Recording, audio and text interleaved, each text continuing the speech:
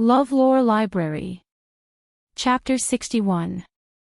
If I don't care about your majesty, who will care about you? Your majesty, please don't get hurt again. Shen Yu's eyes drooped slightly. Shang Junlin was envious. He held Shen Yu's chin with one hand and slowly approached him. A soft kiss fell on the corner of his eyes. It had the scent of a man, strong, steady, and reliable. Shang Junlin liked to kiss Shen Yu's eyes recently, especially when he looked at Shang Junlin. The concentration and color in his eyes made Shang Junlin unable to let go. Shen Yu's eyelids drooped. His long eyelashes gently swept across the man's lips, making him feel a little itchy. Shang Junlin released Shen Yu's hand from his hand and wrapped it around his waist. He tightened his arms and pulled Shen Yu closer to him. Shen Yu let him kiss him for a while and said, "It's time to close the net about Prince Yu. Only one Grand Commandant was fished out, but it's enough. If there's one, there will be a second, a third. That's not necessarily true." Shen Yu leaned on Shang Junlin's chest and looked at him. "Your Majesty, why did the Grand Commandant tamper with the Imperial examination?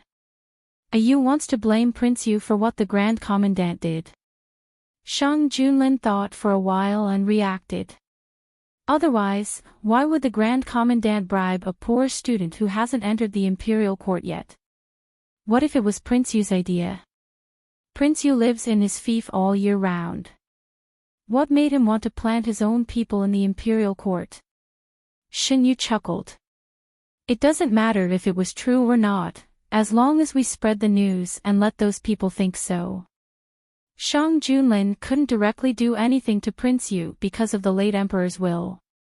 But what if Prince Yu crossed the line himself? Prince Yu didn't know that he was sitting in prison, but the pot came from the sky. With the emperor's personal order, the Supreme Court didn't dare to delay. They rushed to the end of the examination before it ended. The students heard such shocking news as soon as they came out of the examination hall. They forced themselves to gather together and wondered if they would be implicated. This was especially true for some of the people who had been found. Their faces turned pale, and they panicked, not knowing what to do. It was only after Shang Junlin had instructed the officials in advance to pacify the students that they were allowed to go back and rest. Jiang Huiqing had learned about what had happened in advance, and Shen Yu had also told him that the matter would be resolved after they left the examination hall. Jiang Huiqing found it unbelievable, but he didn't expect to hear the news as soon as he left the examination hall. After a good rest and replenishing his energy, Jiang Huiqing called He Qingyu to the hall for dinner. It wasn't easy to finish the exam, so it should be lively. To celebrate the end of the exam, Enchanting Tower held a free banquet to reward the students who worked hard. Everyone knew that this was a tradition of Enchanting Tower over the years, so no one refused. The hall was bustling with noise and excitement. Students who had just finished their exams gathered in groups of 3 to 5 to chat. As they chatted, they inevitably talked about the major events that had happened recently. "I really didn't expect such a big thing to happen this year. Yes, it's fortunate that His Majesty had foresight and discovered that something was wrong. Otherwise, how could we possibly gather together and chat so comfortably?" That's right, that's right. In the history of the Great Huan Dynasty, whenever there was a case of cheating, the results of that year would all be nullified. If it weren't for His Majesty's brilliance, we would have wasted another 3 years. A blue-clothed youth sitting in a quiet corner smiled and said, "After this incident, this year's students will only respect His Majesty more." "What do you think, Olin?" The black-clothed man placed the deboned fish into Shen Yu's bowl. "Didn't you say that he wanted to meet Jiang Huiqing? Aren't you going?" "There's no hurry. I've already communicated with him. He'll come and find us when he sees us." Shen Yu stayed in the palace for a few days. After confirming that the matter of the Grand Commandant was irreversible, and that he had really rewritten Jiang Huiqing's fate, he wanted to leave the palace to meet him. Coincidentally, Shang Junlin also had matters to attend to. The two of them changed into the same attire they had worn the last time they left the palace and went to the Enchanting Tower. This time, they didn't ask for a private room. Instead, they chose the main hall. Shen Yu wanted to experience the liveliness of the Enchanting Tower after the examination. The busiest time should be the day when the results are released. Yu, do you want to leave the palace on that day to take a look? Shen Yu hurriedly nodded. Yes. If Yu performs well, I'll bring you out. Shen Yu didn't understand what he meant by performing well. Suddenly, he realized something. Aren't we going to wait for the court examination to end? Brother Lin, Brother Yu. Jiang Huiqing saw the two people sitting by the window the moment he came downstairs. He pulled He Qingyu over. I was quite surprised that Brother Yu said you wanted to come. What's there to be surprised about? We've known each other for a while. On such an important day, we naturally have to get together. Shen Yu said. After a period of correspondence, Jiang Huiqing and Shen Yu had become more familiar with each other. He sat across from the two of them. I was worried that Brother Lin and Brother Yu would be busy. He Qingyu called over the waiter who was waiting by the side and added some dishes. Thank you for your help with the matter of Huiqing. Shen Yu smiled and replied, there's no need to be so polite between friends. The two of them sat down and talked about the recent events. Jiang Huiqing sighed. This time, it's all thanks to Her Majesty. Otherwise, it's hard to say if I would have been able to take the examination normally. Huiqing is very knowledgeable. It's a loss that you can't serve the court. You flatter me. It was the first time Jiang Huiqing had been praised like this. He lowered his head in embarrassment. Let's not talk about this. To thank you for your help during this period of time, let me toast you too. After saying this, Jiang Huiqing picked up the wine cup and drank it in one gulp. Shen Yu was ordered to abstain from drinking. Shang Junlin returned a cup. You can't drink. I'll drink on his behalf. I didn't think it through. I'm sorry. Jiang Huiqing said apologetically. It's okay. In fact, I also want to drink, but Lin is watching over me. The more he didn't let him drink, the more Shen Yu's heart itched. Shang Junlin was still very quiet throughout the meal. It seemed that all his attention was on how to take care of Shen Yu. Jiang Huiqing watched him pick food for Shen Yu, pick out fish bones, and occasionally whisper a few words to him. He deeply felt that he shouldn't be here. After the meal, they chatted for a while. Shang Junlin still had something to do, so Shen Yu proposed to leave. Is you going back to the palace or coming with me? Shang Junlin asked while playing with Shen Yu's fingers in the carriage. Shen Yu asked, where is your majesty going? Shang Junlin answered, the Supreme Court. Shen Yu asked, is it because of the military officer? Shang Junlin answered, yes. Shen Yu said, I'll go with your majesty. I don't want to go back to the palace alone. Shang Junlin ordered and the carriage turned to the Supreme Court.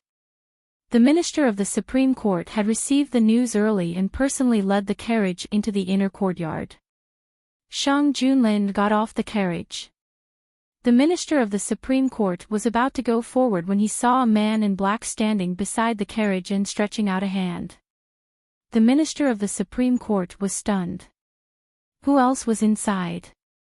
At the same time, he couldn't help but be curious. What kind of identity could make His Majesty personally welcome him down the carriage? Soon, the answer was revealed. A white hand stretched out from the carriage curtain and put on the hand of the man in black. The curtain opened and a young man in blue stepped out. Shang Junlin held Shen Yu's hand. If Shen Yu hadn't stopped him with his eyes, he would have directly carried her down. Seeing the intimate action of the two, the minister of the Supreme Court was shocked and hurriedly knelt down to salute, Your Majesty, Your Majesty. No need to be so polite. Shang Junlin raised his hand and motioned for him to stand up. Just take us there. Yes. The Minister of the Supreme Court didn't dare to ask more and led the way in front with trembling hands. Standing in front of a dark red door, the Minister of the Supreme Court bowed his head. Your Majesty, the files are inside. No need to let anyone follow. Yes, the Minister of the Supreme Court hesitated for a moment and said, Your Majesty, don't worry, I won't go in. Shang Junlin narrowed his eyes unhappily. Shen Yu poked his arm. I don't want to see those scholarly things.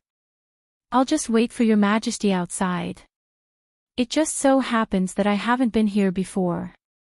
Shen Yu turned his head and looked at the Minister of the Supreme Court. Can I stroll around here? The Minister of the Supreme Court was grateful for Shen Yu's help and hurriedly replied, Of course you can. Shang Junlin still wanted to say something, but Shen Yu interrupted him. Your Majesty, please spare me. I can read the books, but not these. Seeing that he really didn't want to go in, Shang Junlin dispelled the idea and pinched his face. Be good and wait for me outside. Don't run around. After Shang Junlin went in, Shen Yu strolled around the courtyard.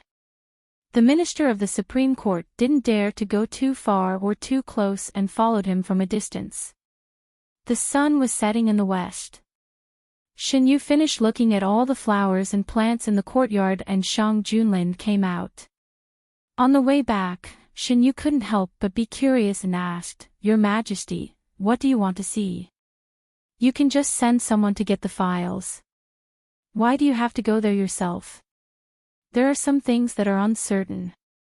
It's troublesome to let them do it. Since you are going out of the palace, I might as well go there myself, Shang Junlin explained. After returning to the palace, Mushi reported the results of the investigation to Shen Yu. There are no less than 20 palace maids who are victims. They are all not very eye-catching in the palace. Moreover, thinking of the truth, Mushi was so angry that her eyes turned red, and there are 2 who are under 15 years old. What about those palace maids? With a "kacha" sound, Shen Yu broke the plum blossom branch in his hand. This servant found an empty courtyard in Yuzhang Palace to settle them down. Shen Yu turned around. Take me to see them. Passing through the flower path, Mushi took Shen Yu to a remote courtyard. Mushi pushed the door and went in. When they saw Shen Yu, the palace maids in the room couldn't help but tremble. This is Gui Jun, the person who will uphold justice for you. Don't be afraid.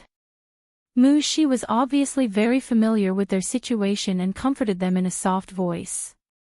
Several palace maids bowed in fear and their movements were slightly sluggish. No need to be so polite. Shen Yu didn't let them bow. Since the people in my palace hurt you, I will definitely seek justice for you. Thank you, Gui Jun. Hearing Shen Yu's promise, the eyes of several wooden palace maids finally brightened. If you have anything to say, just tell Mushi. Shen Yu said a few words and left with Mushi. On the way, Shen Yu asked, Did you find an imperial physician for them? Mushi shook her head. This servant knows that the situation is not very good, but they refuse to let this servant find an imperial physician. Shen Yu noted down this matter. Later, he mentioned it to Shang Junlin. Your Majesty, is there a female physician in the palace? Shang Junlin, there should be. I will let Meng Chong arrange it. Why do you need a female physician? Shen Yu, I have some injured women in the palace. It is more convenient to let a female physician take a look at them. Shang Junlin, is it those palace maids? Yes. Shen Yu lowered his voice. I went to see them today. It was my negligence. I will think of a way to make up for it later. How can this matter be blamed on you? Shang Junlin held Shen Yu's hand on his knee. You have done very well. In the palace, people's lives are as light as grass. How many people can be like you, willing to stand up for palace maids who they don't know? Strong, gentle, dangerous. He loved every aspect of her to the bone. Chapter 62. I just happened to run into him, and the one who hurt him is someone from my palace. Shinyu lowered his eyes and hid the coldness in his eyes. It's better to deal with this kind of scum. We'll do as Yu says. Shang Junlin stroked the hair on the young man's forehead. Since I said you can deal with this matter by yourself, I won't interfere. Your Majesty, how's the matter with Grand Commandant going? Shinyu had already made a decision and changed the topic. He can't stand the interrogation. Grand Commandant has confessed that it was King Yu who ordered him to do it. Shinyu raised his head and looked at Shang Junlin. He smiled and said, King Yu must have never thought that a prison would bring him such a big surprise. In a few days, someone will inadvertently reveal the news to him. At that time, he will only be more anxious to get out. After all, he was in prison and could only be at the mercy of others. King Yu waited anxiously for a few days but didn't receive the order from Shang Junlin to let him out. Instead, when a jailer leaked the news, he heard that he had ordered Grand Commandant to create a fraud case.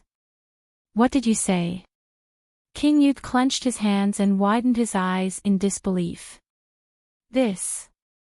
Knowing that he had leaked the news, the jailer's face turned pale. His superiors had specially ordered him not to let King Yu know any news from the outside world. Why would anyone believe such a ridiculous rumor? I ordered Grand Commandant. How can I order him? King Yu thought it was ridiculous at first, but when he thought deeper, his face became more and more ugly. It was true that he had many small tricks, but this was the only thing he didn't do. How could he let Shang Junlin have such a big handle on him before his big plan was completed? He did it on purpose. King Yu's fingertips turned white. He deliberately put the blame on me so that he can ignore father's will and attack me unscrupulously. I want to see His Majesty. I didn't do it. I won't admit it. King Yu made a scene in the prison. The jailer had no choice but to report the news. King Yu must have made up his mind to go on a hunger strike and self-harm. Shang Junlin put down the secret report with a cold look in his eyes. Shinyu walked over, picked it up, and glanced at it. It's not strange. He knows that His Majesty will not let him die in prison without a clear reason. If he fights with his life on the line, he might be able to fight for a way out. If he sits and waits for death, he will be finished. Rumors spread like wildfire. King Yu's people couldn't contact King Yu and were running around in circles anxiously. What should we do now? Is Your Highness really the mastermind behind this? His confidants looked at each other and shook their heads. If His Highness did it, he wouldn't have hidden it from all of us. There's only one conclusion to this matter. His Highness was framed. His Highness has always had a good reputation. He is also gentle and courteous. No one can find fault with him. Who would have such a huge grudge against His Highness and want to push him to his death? There was a moment of silence in the room. After a long time, someone said in a deep voice, "Have you forgotten why King Yu was locked up? Are you talking about the families of those women?" The rest of the people thought about it and felt that it made sense. Aristocratic families cared a lot about their reputation. What King Yu did was like a slap to the face of these aristocratic families. No, there's still an extremely suspicious point in this matter. Why would all those women appear at Star Welcome Pavilion that day? Only a small number of people know about this. Could it be that the Count of Northern Marquis leaked the news? Anyway, this matter needs to be investigated. Shang Junlin's people were paying close attention to the movements of King Yu's people.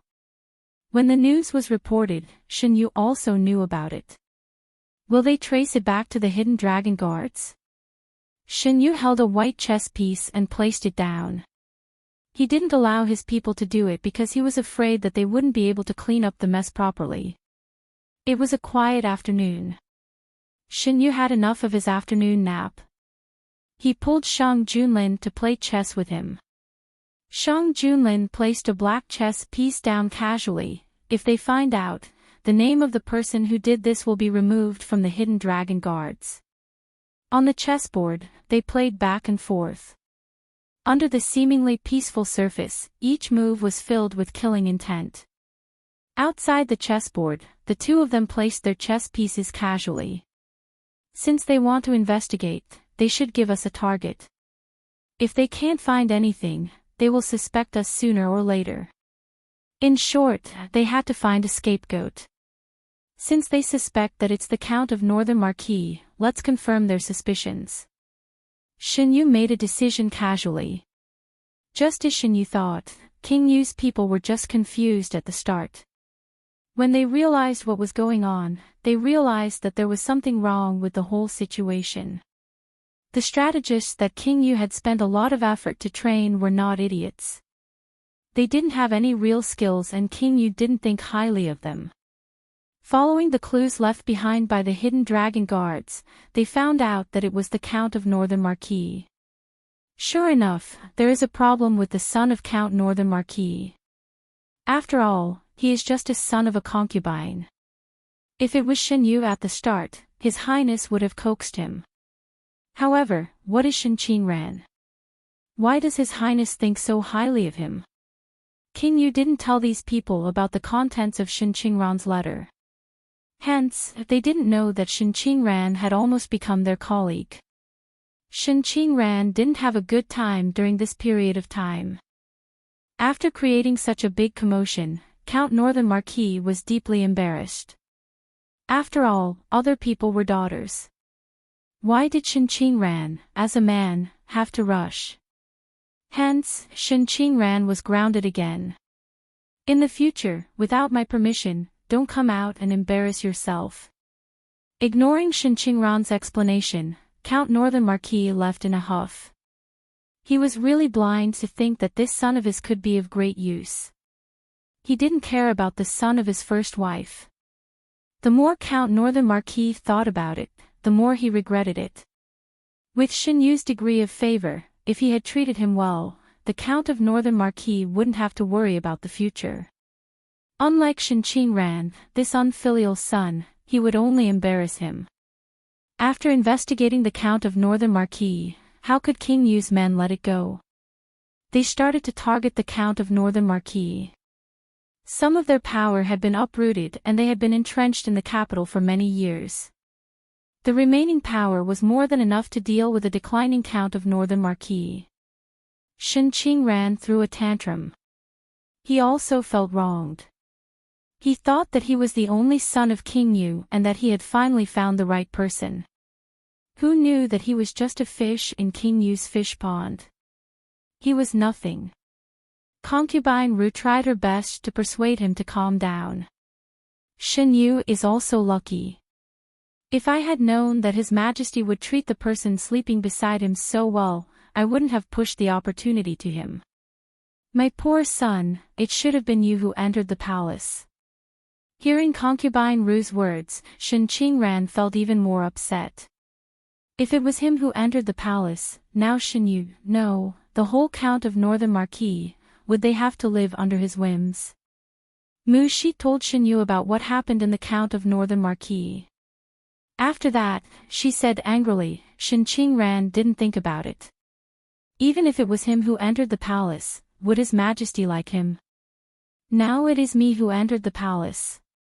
No matter how regretful he is, he can't change this fact. Shin Yu slowly trimmed the branches and leaves for Mo lawn. People in the Count of Northern Marquis are all picky. They should have tasted the pain that young master had suffered. Don't worry. It's just the beginning. Shin Yu took the handkerchief from Mu Shi and wiped his hands. Those halos that shouldn't belong to Shin Qingran, he would not let him have any of them in this life. The palace servants came forward and moved the flowers to their original place. Shin Yu put down the handkerchief and asked, "How are the palace maids?" "They have begun to get better." The female doctor sent by His Majesty is very responsible. After a while, they will be able to recover as before. Mushi smiled faintly and said, their mental state has also improved a lot. They are very grateful to young master for what he has done for them. What about Uniquely? Mushi's face turned cold. He pretends that nothing has happened. These women are missing, but he doesn't care. Meng Yuan's appointment has been issued. It's time to deal with Uniquely. Shen Yu's eyes flashed coldly. How is Meng Yuan getting along with him? Young eunuch Meng is easy to get along with. The palace maids and eunuchs all trust him. Yes. Shen Yu didn't directly deal with Uniquely and appoint Meng Yuan. Instead, he chose another job for him to learn about Yuzhang Palace. After eunuch Meng learned of Shen Yu's actions, he wasn't dissatisfied. Instead, he went to knock on Meng Yuan's door. Don't take it lightly just because the job given to you by His Majesty is small. His Majesty intends to cultivate you. Your godfather, I, put down my old face to get this job for you. If you don't do it well, don't blame me for being ruthless. I know. I can feel how His Majesty treats people. I won't let Godfather be humiliated. Meng Yuan's eyes were firm. I won't let His Majesty's cultivation down. It's good that you understand. Eunuch Meng nodded with satisfaction. The situation in the palace changes rapidly. There's a better place than His Majesty. Do you know why I want you to go to Yuzhang Palace? Eunuch Meng planned to make it clear in one go. Because His Majesty values His Majesty. Yuzhang Palace, under His Majesty's intention, is separated from the entire palace system. It's higher than any other place in the palace and won't be disturbed by any other place. Working in Yuzhang Palace may not have as much power as other places, but it's the safest place. After a deep discussion, eunuch Meng patted Meng Yuan's shoulder. Li Ping, that person, can't even take a good opportunity. You have to learn from him. His Majesty can't tolerate sand in his eyes. You have to watch over Yuzhang Palace. Don't let some big-hearted people dirty His Majesty's eyes. The next day, eunuch Meng served Shang Junlin tea. Suddenly, he heard Shang Junlin say, Jin doesn't want to hear anything that will annoy His Majesty in Yuzhang Palace, understand? This slave understands. This slave has already warned Meng Yuan. Similar things will never happen a second time. Eunuch Meng secretly sweated in his heart. Fortunately, Meng Yuan was taught by him. He knew the root of the problem. He also warned him from time to time. He wouldn't make a big mistake. This time, His Majesty tacitly allowed His Majesty to deal with it himself. If there was a next time, His Majesty would never let it go easily. Li Ping, as usual, is on duty during the rest time, planning to relax and relax. Recently, a new eunuch came to Yuzhang Palace. He was good-looking and popular. Li Ping didn't like him. He had to find a way to get rid of him. Li Ping was thinking about something and didn't notice the abnormal silence around him. Where are you going, eunuch Li? Li Ping was startled by Meng Yuan, who suddenly appeared at the corner. He said angrily, where I go doesn't seem to be little eunuch Meng's turn to care, right? I really don't care. However, His Majesty asked me to take you to see him. Meng Yuan didn't talk nonsense with him. He waved his hand. Two guards came out from behind him and grabbed Li Ping without saying a word. Shen Yu leaned on Shang Junlin and pointed to the screen not far away. They should be here, Your Majesty. Shang Junlin got up and pinched Shen Yu's face. Jin knows. I won't delay your business. Shang Junlin went to the side of the screen and sat down. He looked at Shen Yu, who was sitting on the high seat. He had the illusion that his identity had changed. Chapter 63. During this time, Yuzhang Palace had been as usual. Li Ping didn't know that his matter had been exposed. When he was brought into the main hall, there was no trace of fear on his face. Gui Jun, the person has been brought. Meng Yuan respectfully saluted. Li Ping broke free from the two guards who were holding him down and knelt down to salute. Gui Jun. Do you know why I called you here today? Shen Yu's tone didn't reveal any joy or anger. Forgive me, Gui Jun, this slave doesn't know, Li Ping kowtowed. This slave believes that he has never made any mistakes in Yuzhang Palace. I don't know why Gui Jun wants to capture this slave. Is that so? Shen Yu coldly looked at Li Ping, who had no repentance. Please explain, Gui Jun. Li Ping believed that he couldn't find any mistakes in his actions, so he didn't take Shen Yu's sudden outburst seriously. Shen Yu had never lost his temper in Yuzhang Palace, and he rarely intervened in the affairs of the palace. Most of the palace servants had a good impression of him. Mu Shi, who served him closely, understood his young master's character, but he wouldn't talk nonsense. Shen Yu didn't like people to serve him closely. Shang Junlin often came here, so the servants in the room were usually eunuch Meng and Mu Shi. Although he was the head eunuch of Yuzhang Palace, Li Ping had little time to serve Shen Yu. He knew too little about Shen Yu, so he thought that Shen Yu was a person who was easy to fool. Meng Yuan, tell him why I caught him and let all the palace servants in Yuzhang Palace watch. Shen Yu supported his chin with one hand, his eyes without the slightest emotion. Li Ping finally felt that something was wrong. Looking around, almost all the palace servants in Yuzhang Palace were here. If it was a small matter, there was no need to go through so much trouble. For some reason, Li Ping remembered that when Shen Yu first entered the palace, a major event happened in the palace. Blood flowed like a river, and everyone was scared out of their wits. The only difference was that the palace servants who were punished that day were a group of people. Today, he was the only one who was being judged. He looked up at the young man sitting on the high seat. His face was the same as usual, but at this moment, there was a murderous aura. In a trance, he felt that the person sitting on the high seat was not Shen Gui Jun, but His Majesty, who was decisive in killing. His heart sank bit by bit as panic rose from the bottom of his heart. Meng Yuan's voice remained unchanged as he read out Li Ping's crimes word by word. On the 8th day of the 12th month, Palace Maid Xiao Chui was secretly brought to. With the announcement of one crime after another, Li Ping's face became more and more defeated. When he did these things in private, he thought that he was doing it secretly. The people who did it were all palace maids without any foundation. He assumed that they would not dare to speak of it. Relying on his identity as the managing eunuch of Yuzhang Palace, he could be said to be unscrupulous. Not only that, in order to curry favor with him, some palace servants who knew his preferences would even send people over themselves. Li Ping did not refuse any of them. When he was in a good mood, he would promote a few people to work in Yuzhang Palace. Shen Yu lowered his eyes, restraining the killing intent in his eyes. Fortunately, he had discovered this early. Otherwise, what would become of Yuzhang Palace? Is Li Ping's backer to satisfy his selfish desires and oppress others with his power? For a moment, the hall was so quiet that a pin drop could be heard.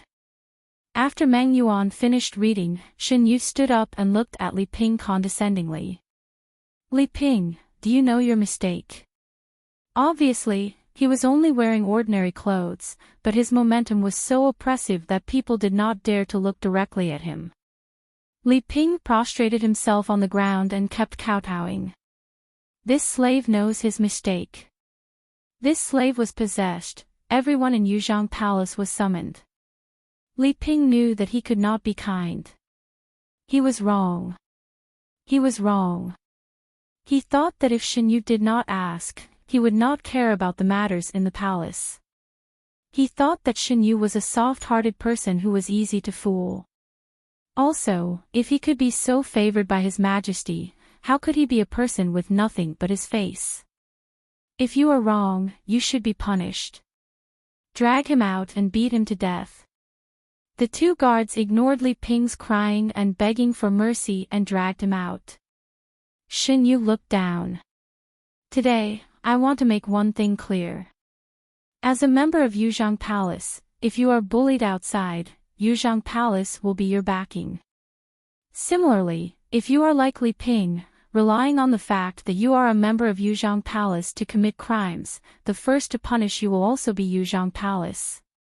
Today, I called you here to tell you that from today onwards, the managing eunuch of Yuzhang Palace will be Meng Yuan. Secondly, I want to warn you not to let what happened to Li Ping today become your tomorrow. Without giving the palace people a chance to react, Shen Yu took them to the place of execution. In the gradually rising smell of blood, he said coldly, I don't want today's matter to happen a second time. It was the first time that the people of Yuzhang Palace had seen Shen Yu so angry. It was also at this time that they realized that just because Shen Yu didn't manage things, it didn't mean that he really didn't know anything.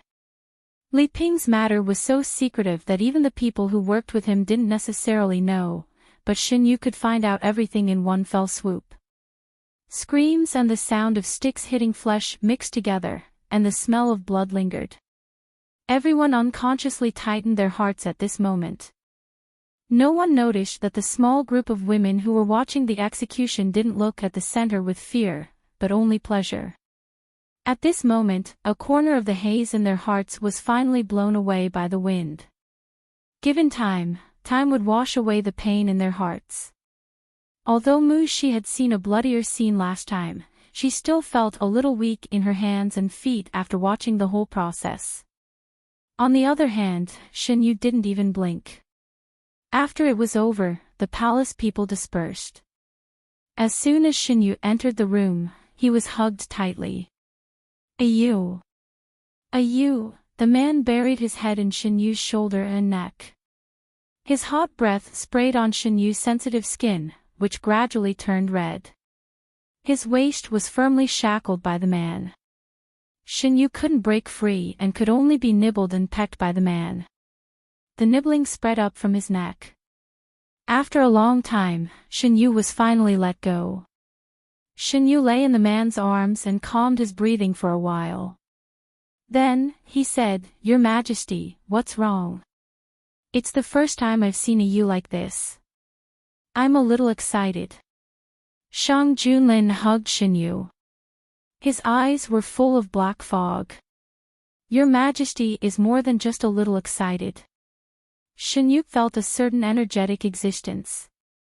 He said helplessly, Your Majesty, let me go. I won't let go. Shang Junlin's arms tightened, letting Shen Yu closer to him. Just now, when he sat behind the screen and saw Shen Yu's cold and stern appearance, his heart was burning. He just wanted to hold him in his arms and shut him in the room, not letting anyone see him. He had already felt the strangeness in his body, but he didn't want to care. As soon as Shen Yu stepped through the door, he couldn't help but follow his heart and hold him in his arms. Shen Yu was afraid that he would agitate Shang Junlin even more. He didn't dare to move and quietly let him hold him for a while. Ayu is so impressive. After a while, Shang Junlin took the initiative to let go of Shen Yu. Does Your Majesty like it? Shen Yu raised his eyebrows and looked at him.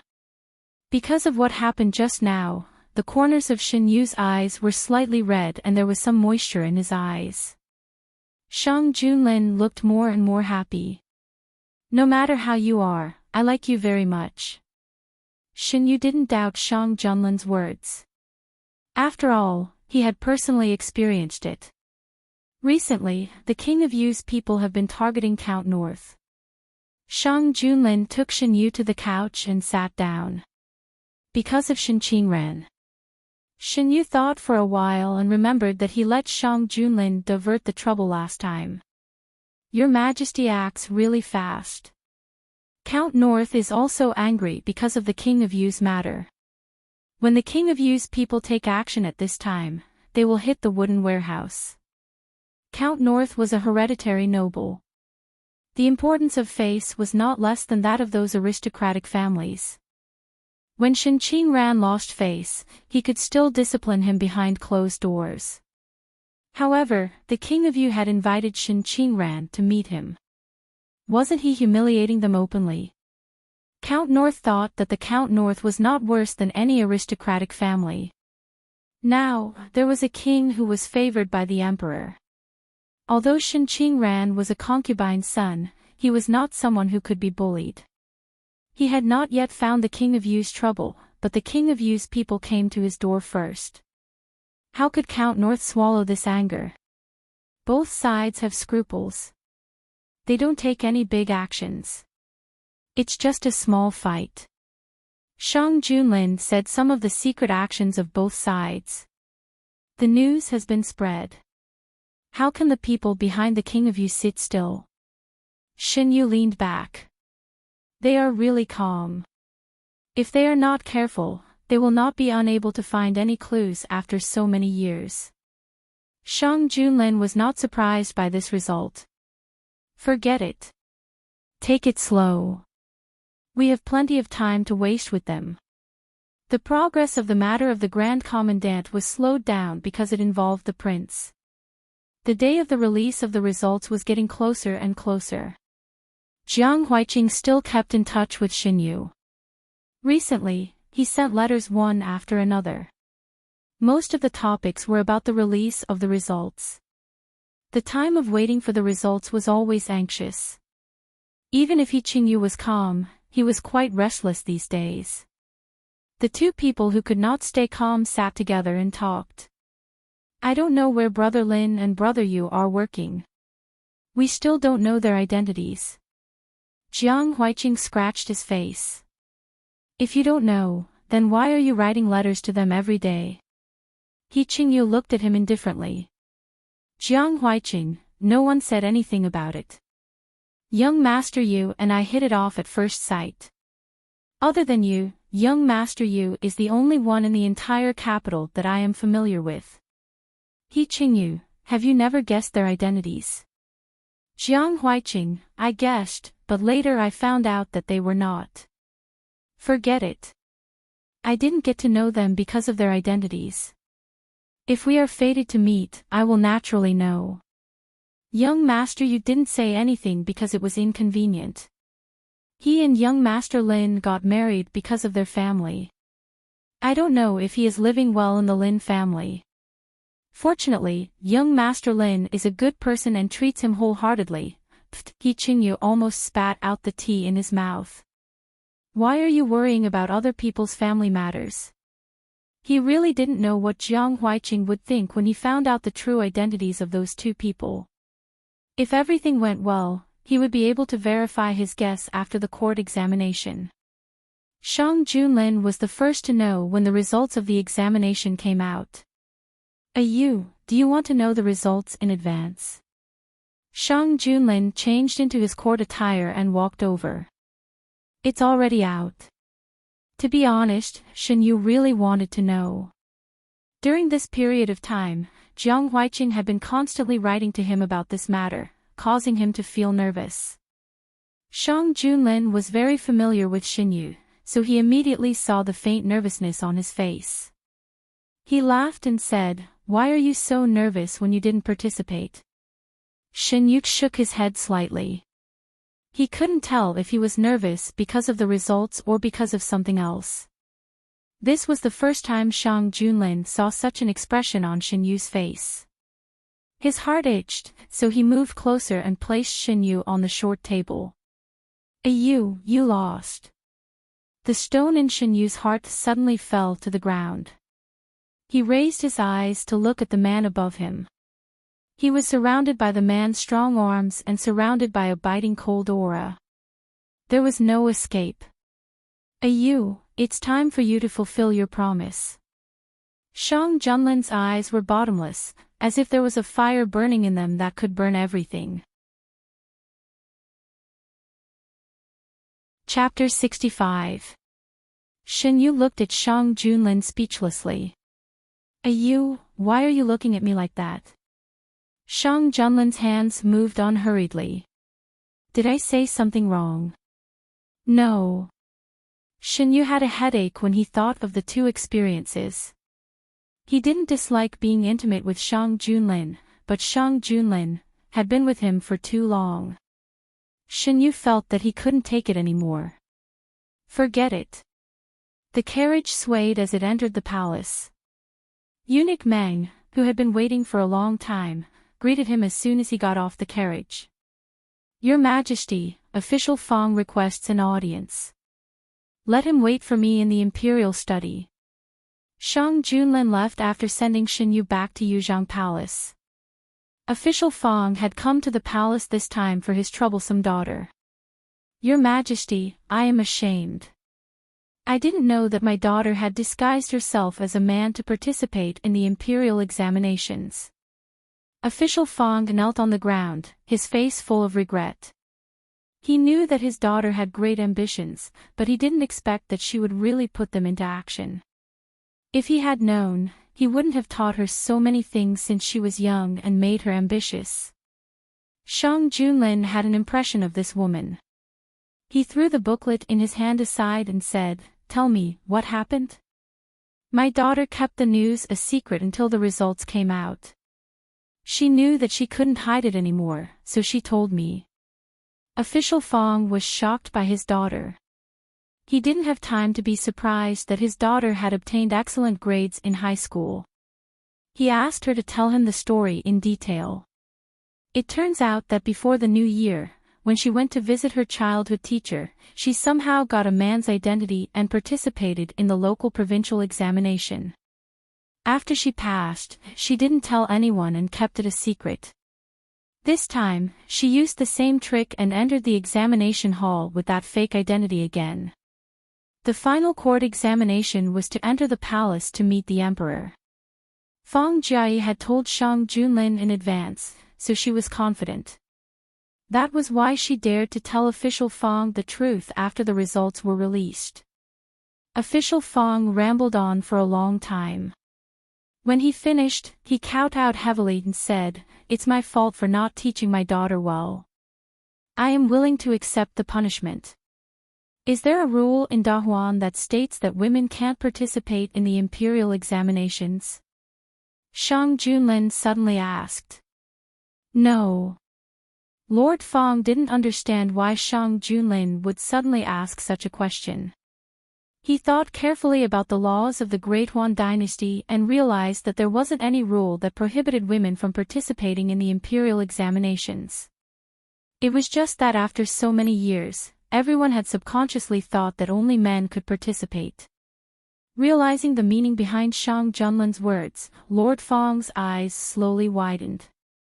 But, there has never been such a precedent. His Majesty actually wants to use female officials.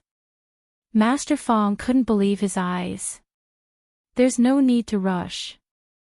Let's wait for the results of the court examination. Lord Fong returned home in a daze.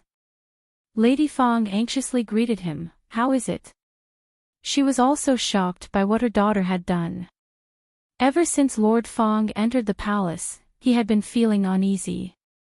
One had to know that deceiving the monarch was a crime punishable by the extermination of 9 generations of the clan.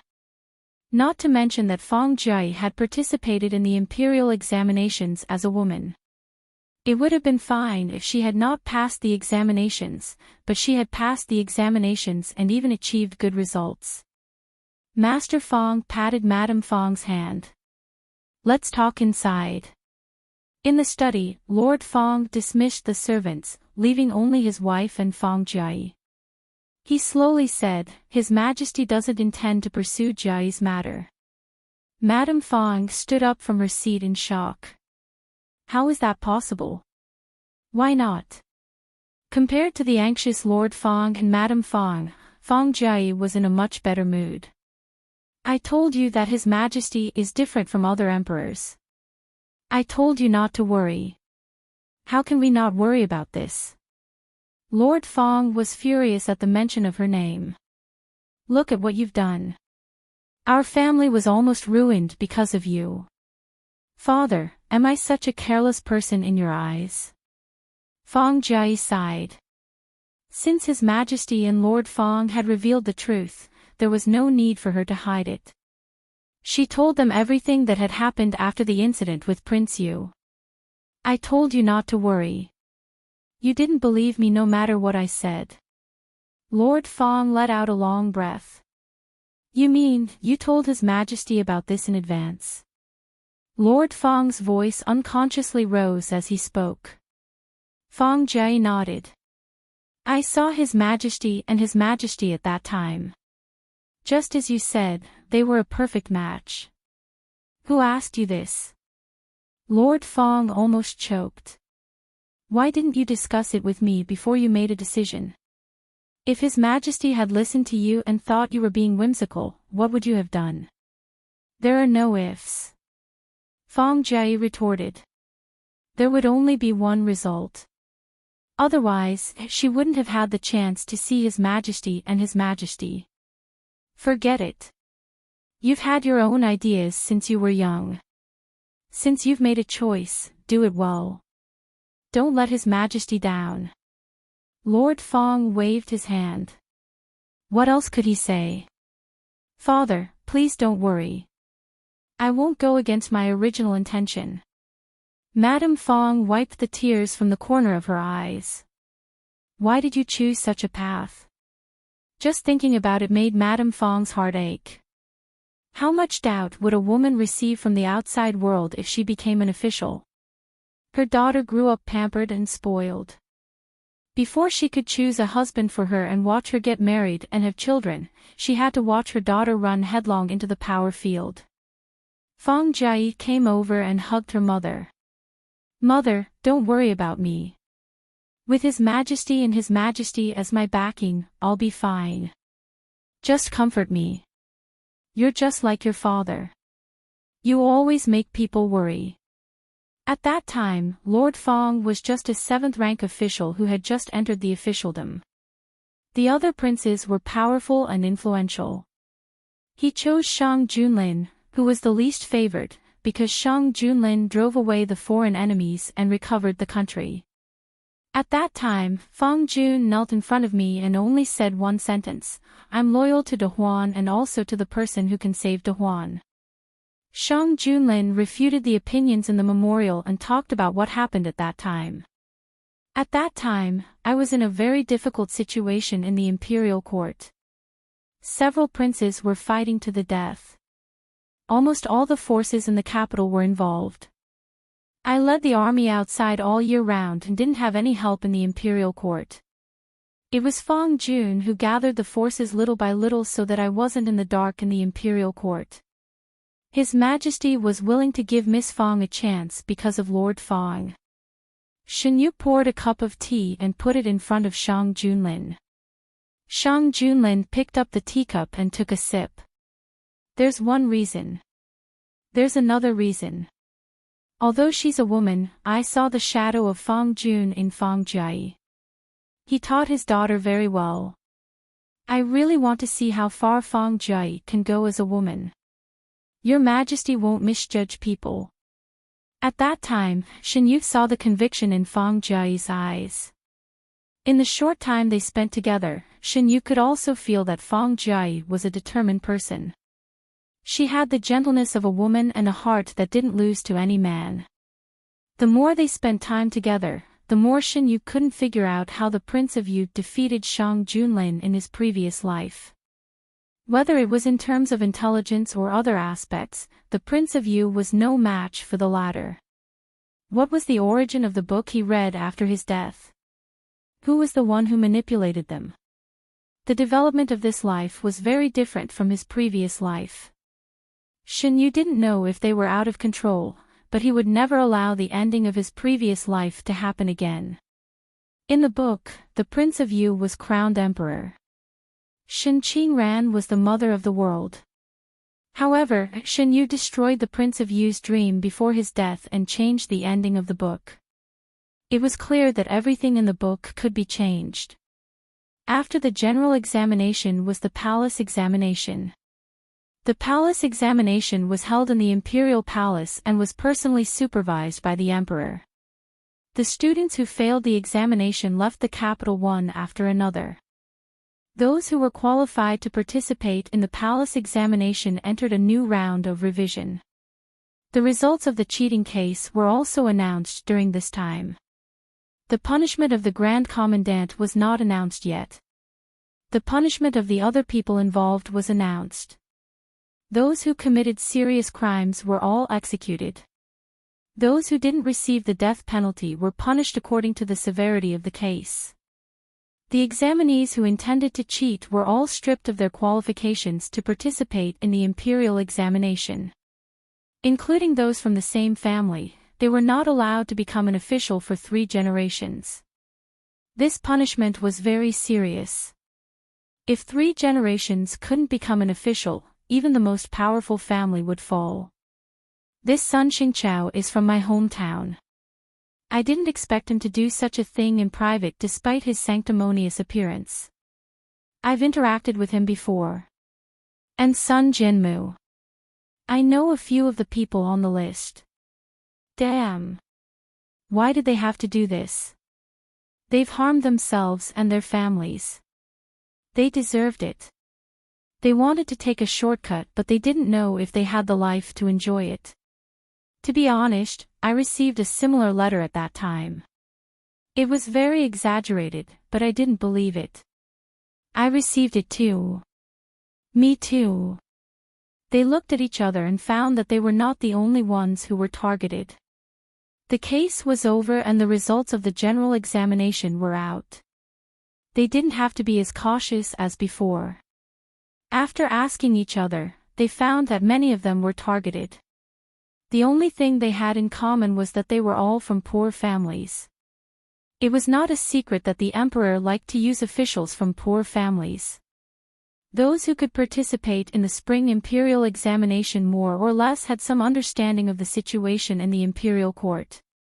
Once the results were out, the ultimate goal of the cheating case was clear. Fortunately, I only believe in my own efforts. I'm not tempted. Me too. The people who gathered had a look of fear.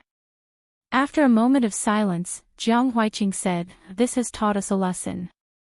In the future, if we are lucky enough to enter the imperial court as an official, we should focus on serving the Great Huan dynasty. Don't think too much about other things." That's right.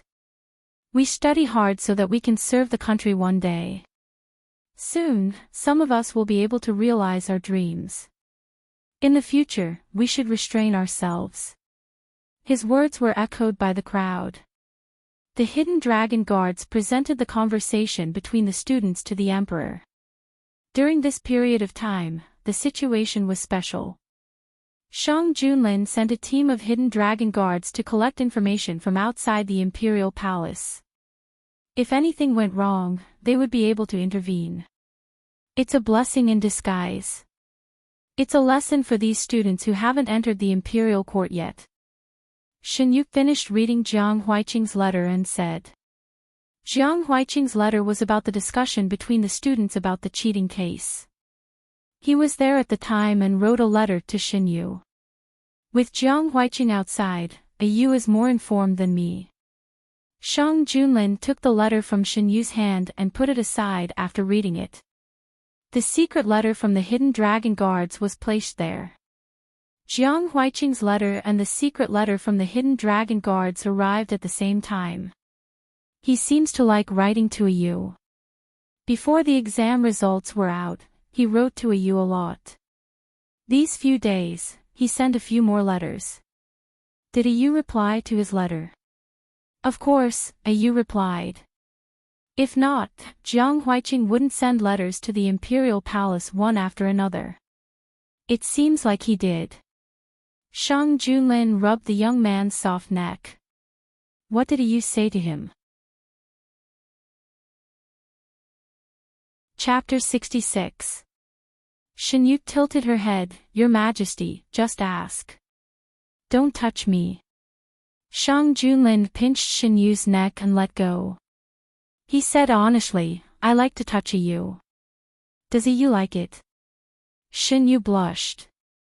She looked down and didn't say anything. Shang Junlin was worried that he would scare her away if he teased her too much, so he changed the topic. Prince Yu has been clamoring to see me. Prince Yu? Shin Yu looked up. What does he want? He said that he is innocent. He hopes that I will find out the truth and clear his name. Shang Junlin's eyes darkened when he mentioned Prince Yu. What about the people behind Prince Yu? Nothing happened. Shin Yu remembered that Shang Junlin said that the late emperor left many good things for Prince Yu. It's strange. The He family didn't do anything after they came to the capital. It seems that they are just here to have fun. Shang Junlin ordered the hidden dragon guards to keep an eye on the situation in the capital. I thought they would do something. What about young Master He? Shin Yu pondered. It would be fine if young Master He did something, but if he didn't do anything, it would be unsettling. Everything is as usual. Ever since the prison break, Shang Junlin had become even stricter with the young Master He. If there was a chance in the past to secretly rescue him, there was no chance of that happening now. Don't worry. Shang Junlin walked to Shin Yu and pulled her into his arms. He kissed her neck. I will take care of it. The He family won't come to the capital for no reason. Since they are here, they will definitely do something. Shin Yu stopped thinking about it. Worrying wouldn't solve the problem. A youth said that Xing is right. In the He family's courtyard. Father, are we really not doing anything? Young Master He didn't look good. My brother is missing. We came to the capital but didn't tell us what to do. Does Xing think that it is fun to walk us around? I'm also worried about your brother. Patriarch He knew where his youngest son was. Wasn't he worried? That was the Star Dark prison. No matter who went there, they would lose a layer of skin. But what was the use of being anxious? Could it be that he could still break into the prison? I don't think so, eldest young master, he said coldly. If Xing was really worried, father should have asked around for brother's whereabouts after coming to the capital. But what did father do? He warned us to behave ourselves, not to reveal our identities, and not to do anything. I naturally have my reasons for doing this, Patriarch, he said helplessly. What reason could there be?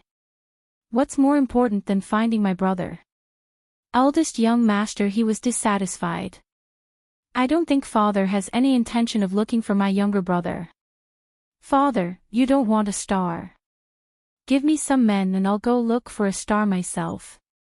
Shut up. Patriarch, he was so angry that he was trembling. What did my star say before we came? Be careful. The capital is not like home. If you are not careful, you will make a big mistake. Stay here. Without my orders, you are not allowed to step out of the courtyard. Eldest young master, he couldn't believe it. Father. You don't have to worry about your brother. I said that I can bring him back this time. Patriarch, he flung his sleeves and walked away. Eldest young master, he stood in the courtyard and slowly clenched his fists. Young master. The servant walked forward. Eldest young master and youngest young master were born from the same mother. They had a good relationship since they were young. If youngest young master went missing, eldest young master would be the most anxious. He finally had some clues but was told not to act rashly. How could he accept that? If father doesn't want to look for him, I'll go. You, eldest young master, he pointed at the servant. Bring our men and secretly ask around. Remember, don't make too big of a commotion and don't let father's men find out. Xing, the servant replied and left. Eldest young master, his actions were considered secretive. However, he couldn't hide from the hidden dragon guards.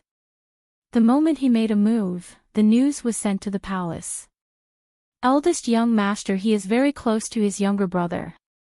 Shin Yu flipped through the letter. It seems that Patriarch, he didn't tell eldest young master about his younger son. Xing probably thinks that eldest young master is not reliable. Even if he hid it, he would cause trouble. Xing gave us a loophole. We might be able to find out something through eldest young master he. Shen Yu thought so too. I plan to meet King Yu.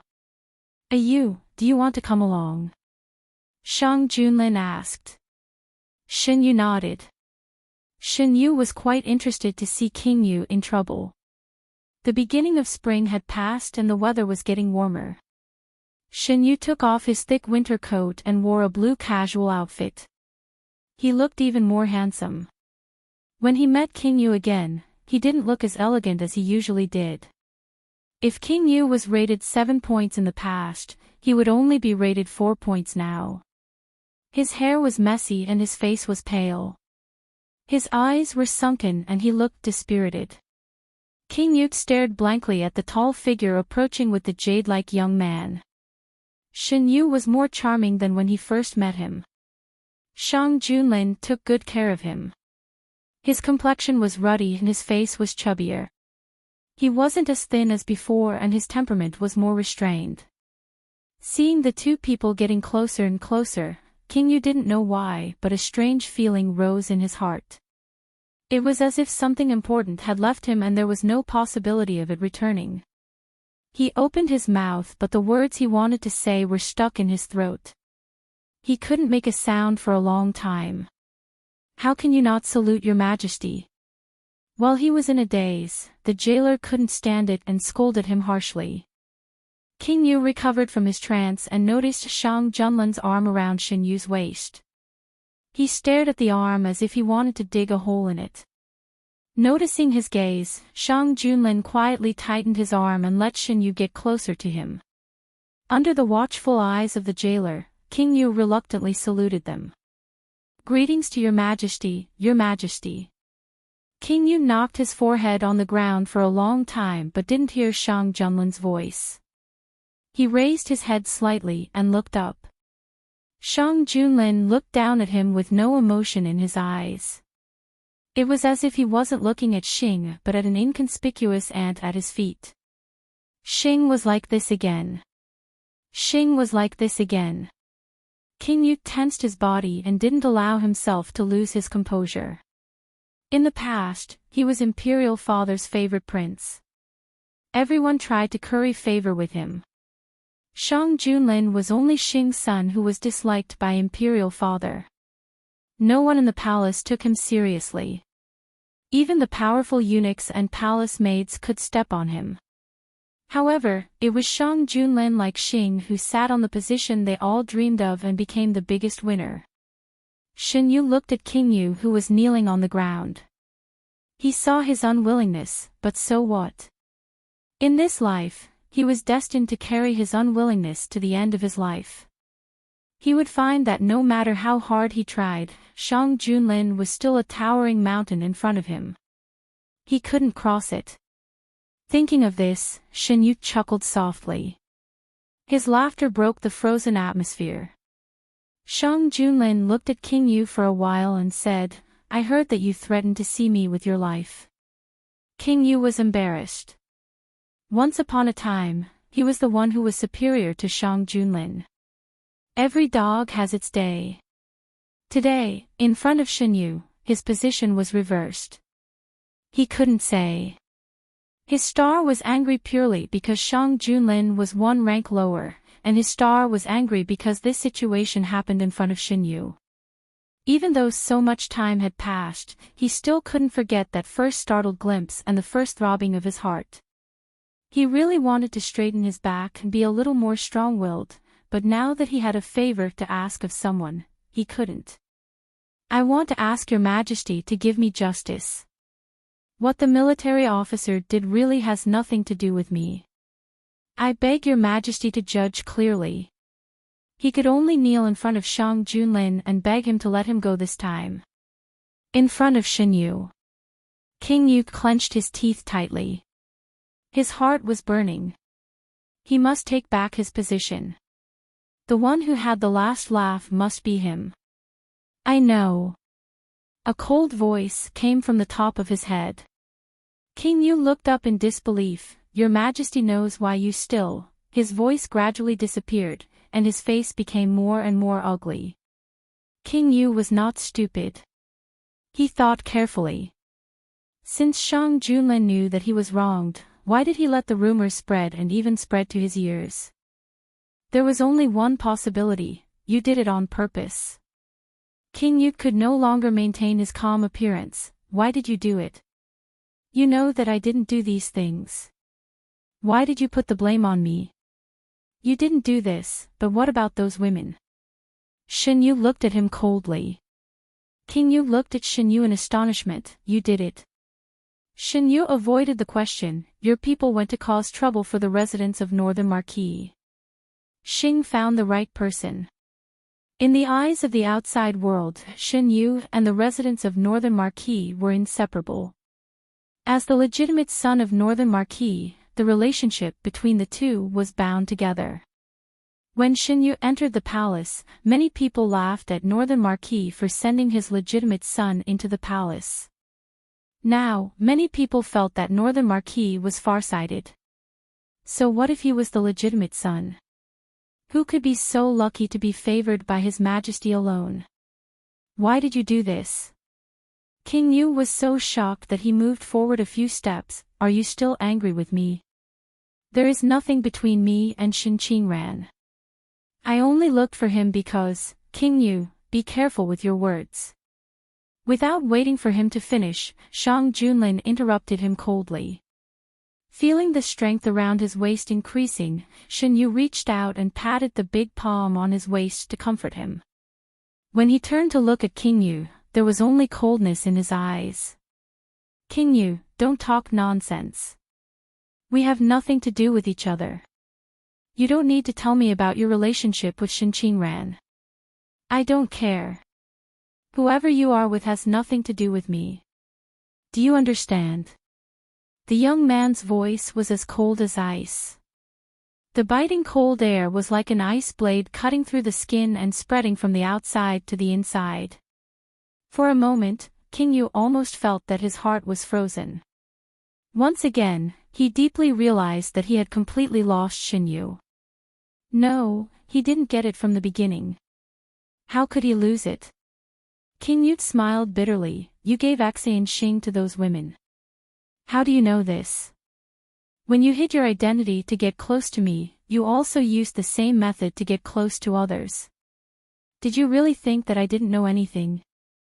Shen Yu answered carelessly. King Yu collapsed. So you knew from the beginning that I approached you with a purpose. Shen Yu didn't answer. In King Yu's eyes, Xing had acquiesced. I thought that we had feelings for each other. I was sad for a long time because of what happened in the past. King Yu murmured in a low voice. What happened in the past? Shen Yu suddenly remembered how Xing, who was disgusted by his previous life, was disgusted. He was silent. Shang Junlin also thought of something. He looked sideways at Shen Yu and intimately stroked the hair on his temples, speaking of which, in terms of seniority, King Yu should call a Yu imperial sister-in-law Kai Xing.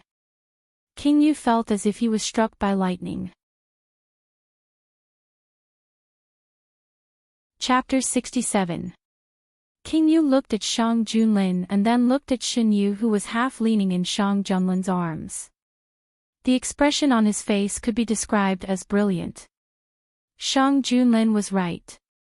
In terms of seniority, Shen Yu was indeed his royal sister-in-law. What was this? The person he liked for the first time was together with his elder brother who he didn't get along with. King Yu's mind was in a mess when he heard the words royal sister-in-law. Looking at the intimate posture of the two people, his heart was in a trance.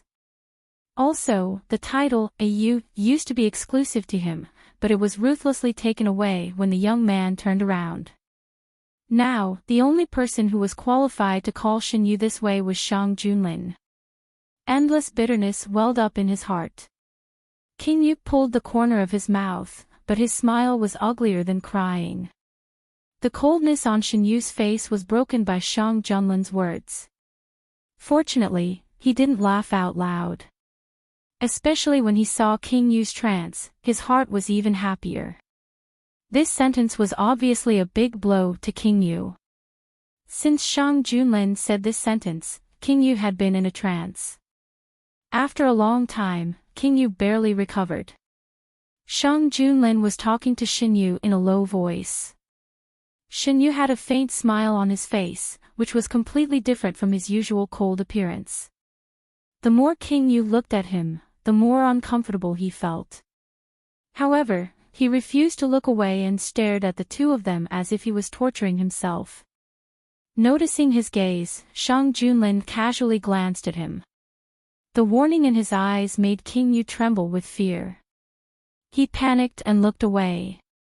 Some people only know the meaning of regret after losing something.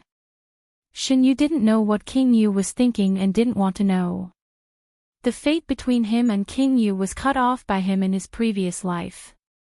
Not to mention that in this life, even if there was no Shang Junlin, Xin Yu wouldn't turn back to King Yu. He would only torture people to death. The more King Yu cared about something, the more he wouldn't let him get it. Lowering his eyes and restraining the coldness in his eyes, Xin Yu lowered his head and looked at Yu Wang. Yu Wang, have you ever thought about the consequences of your actions on those women? What? Prince Yu was stunned by Xin Yu's sudden question. His eyes widened as he asked, are you speaking up for those women? Ha ha ha, King Yu suddenly laughed. Speaking of harming these women, don't you think that your actions have caused more harm to them than mine? Xin Yu raised his eyebrows. You're the one who did something wrong. Why are you blaming it on me? Telling them the truth in advance is better than being kept in the dark by you for the rest of your life. At least I didn't let them lose face in public, and I didn't let them bring shame to their family. Xin Yu, oh Xin Yu, you've always been smart. Have you ever thought that when this matter is exposed, the one who will be hurt the most is not me, but those women? Xin Yu looked at him silently. Thinking that his thoughts had been seen through, the smile on King Yu's face widened. He looked at Xin Yu, the malice in his eyes undisguised. The outside world's rumors and the family's oppression will destroy these women. And the main culprit behind all of this is you. Xin Yu wasn't surprised by the sudden change in Yu Wang's attitude. In his previous life, he had seen every side of Yu Wang, so he knew this person very well. He said that he loved whoever he liked, but in fact, he only loved himself. Xin Yu didn't doubt that if Shin Qingran didn't have those useful strategies for Yu Wang in his previous life, the two of them would still be together. Seeing no change in Xin Yu's expression, Yu Wang's smile slowly disappeared. So, you know that your actions will harm those women, but you still do it for your own selfish desires, right? Xin Yu looked at Yu Wang from top to bottom, and the sarcasm in his eyes was undisguised.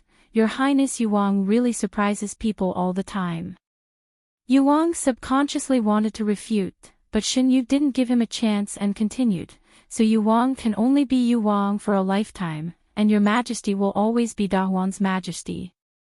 Yu Wang was shocked and jumped up regardless of etiquette. Don't you know that you can't talk nonsense? Yu Wang was shocked when his most secret thoughts were revealed. He knew that Shang Junlin might have realized that he had bad intentions, but so what? There was no evidence, and Shang Junlin didn't dare to do anything to him because of the late emperor's will. Except for Shang Junlin and his closest confidants, no one else should know about this. When he deliberately approached Xin Yu, he didn't tell him about this. How did Xin Yu know about it? Xin Yu suddenly smiled, but the smile didn't reach his eyes. He intimately leaned on Shang Junlin and looked at Yu Wang with cold eyes. Your Majesty, do you think I'm talking nonsense? Yu Wang knows what you've done. Don't treat me as a fool. Shang Junlin responded to Xin Yu's words. Sure enough, he knew everything. Yu Wang staggered back. After a series of blows, the bad premonition in his heart became stronger and stronger. Yu Wang, you don't have to worry about those women. His Majesty has already predicted the results you said. Without you, those women will only live better and better. Instead of worrying about others, you should worry more about yourself. There are some things that not everyone has the right to covet. Shang Junlin, you did it on purpose, didn't you? You used those women to catch me, and now you're telling me these things. From the beginning, you didn't plan to let me go, right? Yu Wang was no longer submissive after he figured out the cause and effect. Unfortunately, with Royal Father's last words, just based on this, you can't touch me at all. Shang Junlin, so what if you're sitting in that position now? The person Royal Father likes has never been you. The late Emperor's recognition is nothing. He couldn't even protect his own country. Shin Yu said, the recognition of the world is the recognition. His Majesty has the support of the people. Or, do you think you're better than His Majesty? When the jailer heard this, he was shocked. He carefully looked at Shang Junlin's face and secretly broke into a sweat for Shin Yu. The late emperor was the late emperor. Even if His Majesty and the late emperor were not close, he was still the emperor of a country and His Majesty's father. Shin Yu said that about the late emperor. When he saw Shang Junlin's face, he was surprised. Shang Junlin looked calm and didn't get angry because of Shin Yu's words. There was even a faint smile in his eyes. Before he could look further, Shang Junlin glanced at him. When he looked at others, he didn't look as gentle as when he looked at Shin Yu. Under his piercing gaze, the jailer quickly looked away and lowered his head. In his heart, he had a new understanding of how favored Shin Guijun was. Shin Yu listed one by one, how much territory have you recovered? How many enemies have you defeated? How many people have you saved? With each question, King Yu's face turned ugly. He didn't do any of these things.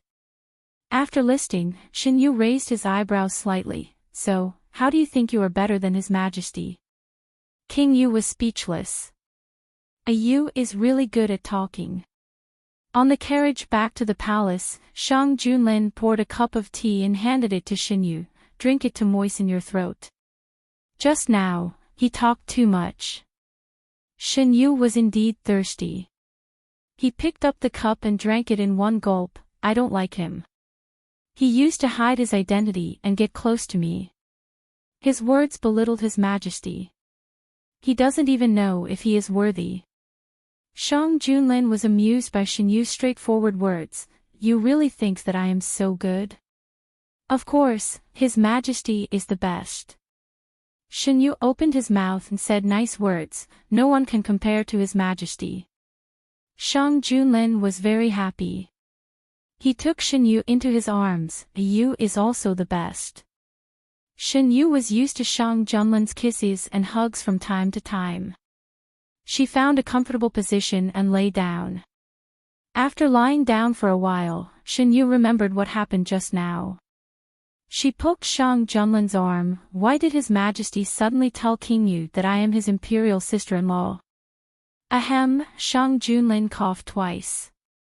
In a place where Shin Yu couldn't see, his earlobes turned red.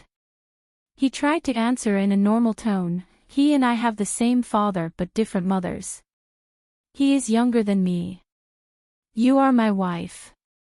Naturally, he should call you imperial sister-in-law. Really? Shin Yu turned from Shang Junlin's arms to face him and looked straight into his eyes. Shang Junlin's eyes flashed slightly. Really? Oh, Shin Yu deliberately dragged out her words. I thought His Majesty was jealous and wanted to declare your sovereignty to King Yu. It seems that I was thinking too much. After saying that, Shin Yu was about to get down. Shang Junlin's arms tightened and restrained Shin Yu's movements. His lips moved, but his voice was so low that it was almost inaudible. A Yu is right. Shen is jealous. Ha ha ha, Shin Yu was overjoyed. She laughed and fell into Shang Junlin's arms. His Majesty, you are too cute. Shang Junlin corrected her again, not cute. His hands were very gentle. He hugged Shin Yu and supported her from time to time to prevent her from falling. His Majesty was also very cute when he was serious. Shinyu rested her forehead on Shang Junlin's shoulder. She gradually calmed down. The carriage swayed. Shinyu knocked against Shang Junlin's body several times.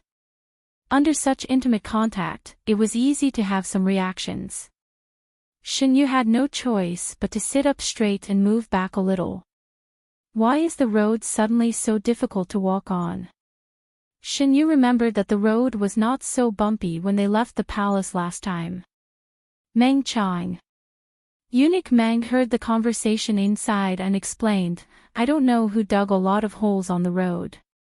There are also some stones, so it is more difficult to walk on. Shinyu curiously lifted the curtain. The road outside was indeed bumpy. Not many people usually use this road. Who dug it and damaged it? The road from the palace to the secret prison was not the main road. Shinyu and Shang Junlin had not met anyone several times. Looking at the traces of damage on the road, it was obvious that it was caused by someone. At this moment, there was a quarrel in front of them. Shinyu poked Shang Junlin's shoulder. Shang Junlin paused and ordered, Meng Chang, go and take a look. Yes. Eunuch Meng got off the carriage and came back soon. The two carriages in front collided. Eunuch Meng looked embarrassed. The road ahead is blocked. Your Majesty and Gue Jun may have to wait for a while. It's okay. Shinyu turned to look at Shang Junlin. Your Majesty, shall we go and take a look? Yes. The two of them got off the carriage and followed Eunuch Meng to the place where the quarrel came from. The owners saw someone coming and looked over at the same time. One of them was Official Fong and his family. Official Fong subconsciously bowed when he saw Shang Junlin and Shinyu. He hesitated for a moment when he saw that the two of them, including Eunuch Meng, were dressed casually. After a while, the owner of the other family walked in front of Shinyu and Shang Junlin. I'm really sorry. There is a problem with my carriage. Please wait for a moment.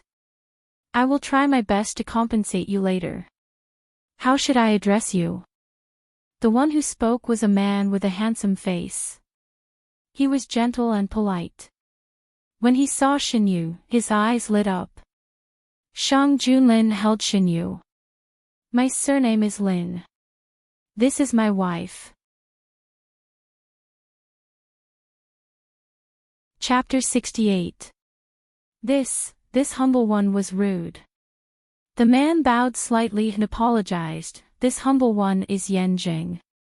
I'm really sorry. Yan Zheng's appearance was handsome, and his pair of peach blossom eyes seemed to contain some indescribable feelings when he looked at others.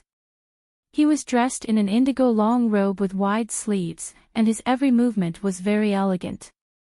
Shinyu looked at him for a while and felt the arm around his waist tighten, so he withdrew his gaze. The Huan had always been open, so it wasn't strange for men to be together. Yan Jing quickly adjusted his expression and looked in the direction that Shinyu and Shang Junlin came from. Did the two of you drive past here? I just heard the sound of a carriage. Yes, our carriage is behind, Shinyu said. We heard the noise here, so we came to see what happened. At this time, Fong Darren, who was dressed in casual clothes, also came over. He saw that Shinyu didn't want to reveal their identity, so he tactfully didn't say anything. This humble one's carriage had some problems. It collided with another carriage. Yan Jing smiled bitterly. I don't know why, but when I came here, the road was full of potholes. Shinyu looked around and saw that the road was even worse than the one they came from. When we passed by here, it was still flat. How did it become like this in just over 2 hours? Shinyu remembered that when he came here with Shang Junlin, the road wasn't so bad. He didn't know what happened in the past 2 hours to make the road like this. To be honest, this isn't the first time I've encountered this kind of thing. I'm afraid that the two of you were implicated by me. If I didn't take this road, I don't think this kind of thing would have happened. This wasn't the first time Yan Jing encountered this kind of thing. He didn't know if it was purely because of his bad luck, or because of someone's interference. While they were talking, the servants of the two families had already dealt with the carriage accident. Yan Zheng wanted to treat the two families to a meal to apologize. Shang Junlin wasn't busy today. Seeing that Xinyu didn't object, he agreed. Coincidentally, Yan Zheng was treating them to Yingxing Tower. The waiter was very enthusiastic. When he saw the group of people, he quickly came up to them. Are you all together? What do you want? Xinyu pointed at Yan Zheng. We are together. Today, he is the host. You can ask him. Yan Zheng was quite familiar with Yingxing Tower. He asked for a private room and ordered the restaurant's signature dishes. Then, he turned around and said to Xinyu and the other two, I'll just order some random dishes first. If you guys want anything else, just order it directly. There were already a lot of dishes. Xinyu and Lord Fong had no objections, but Shang Junlin, who had been quiet all this time, ordered a few more dishes. Hearing the names of the dishes, Xinyu's eyes flashed. These were all his favorite dishes.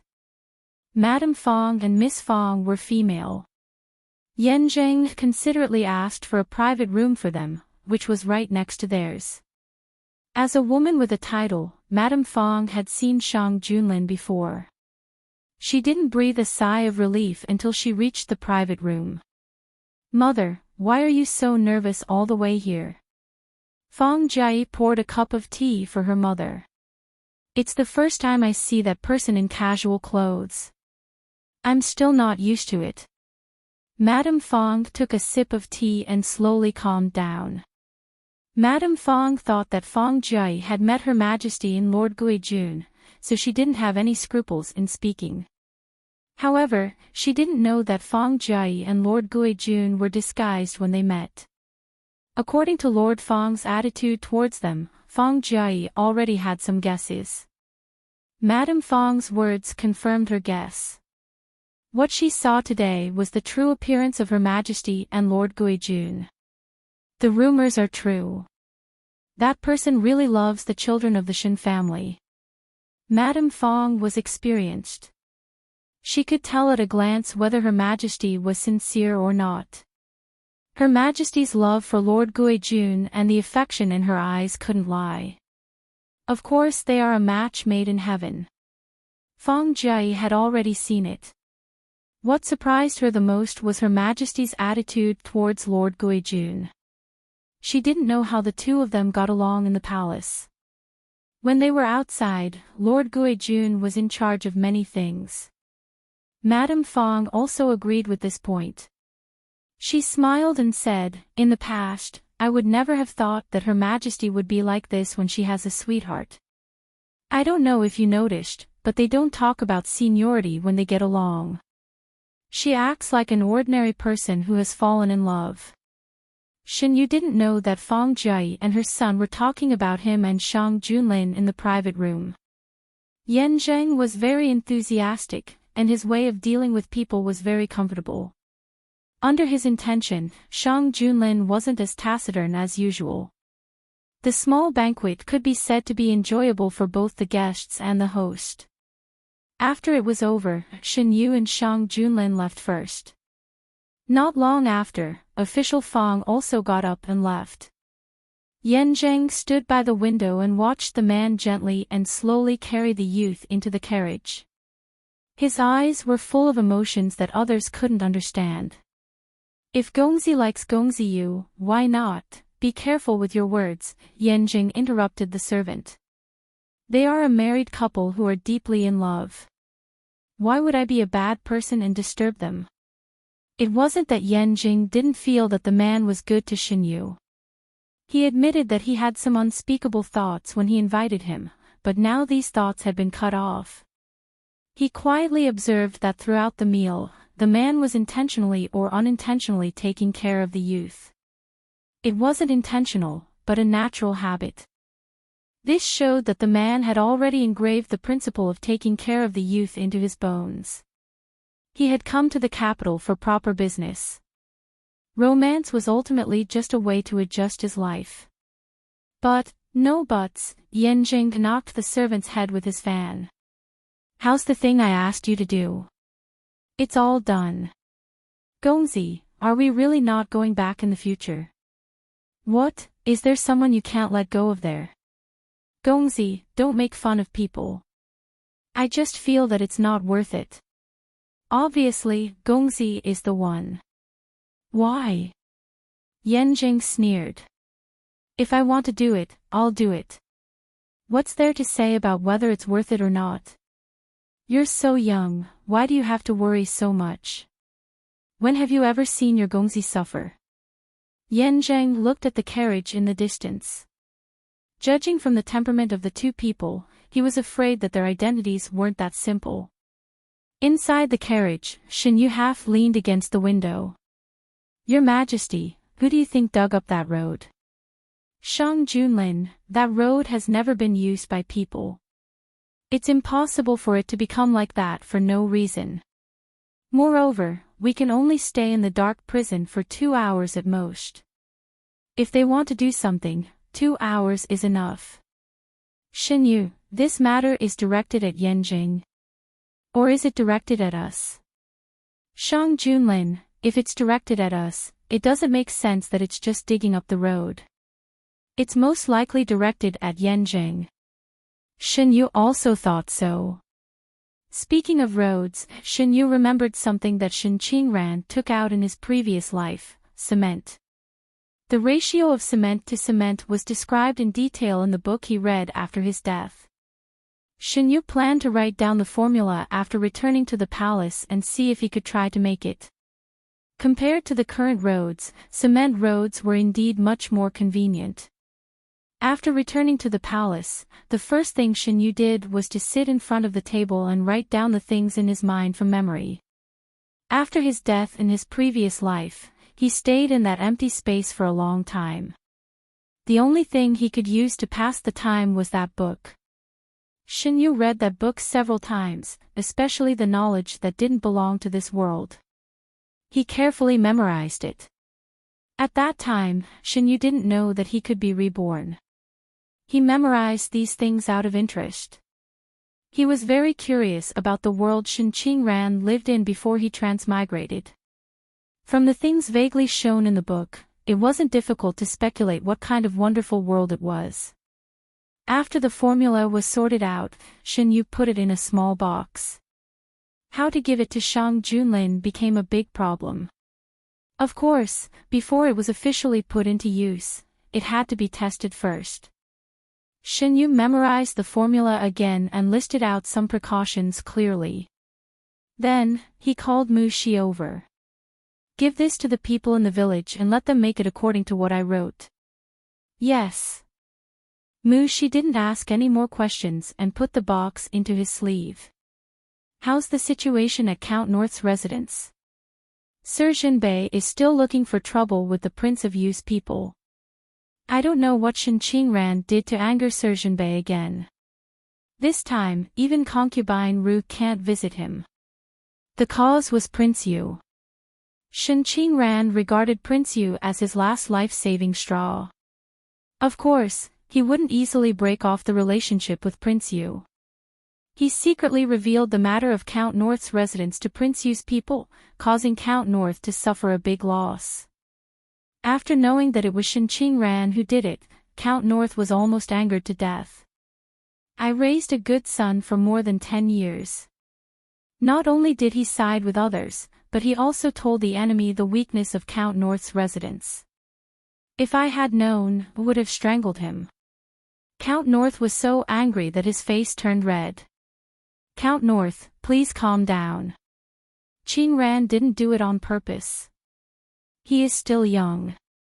I will teach him well. Concubine Ru grabbed Count North's hem and was kicked away. Still young.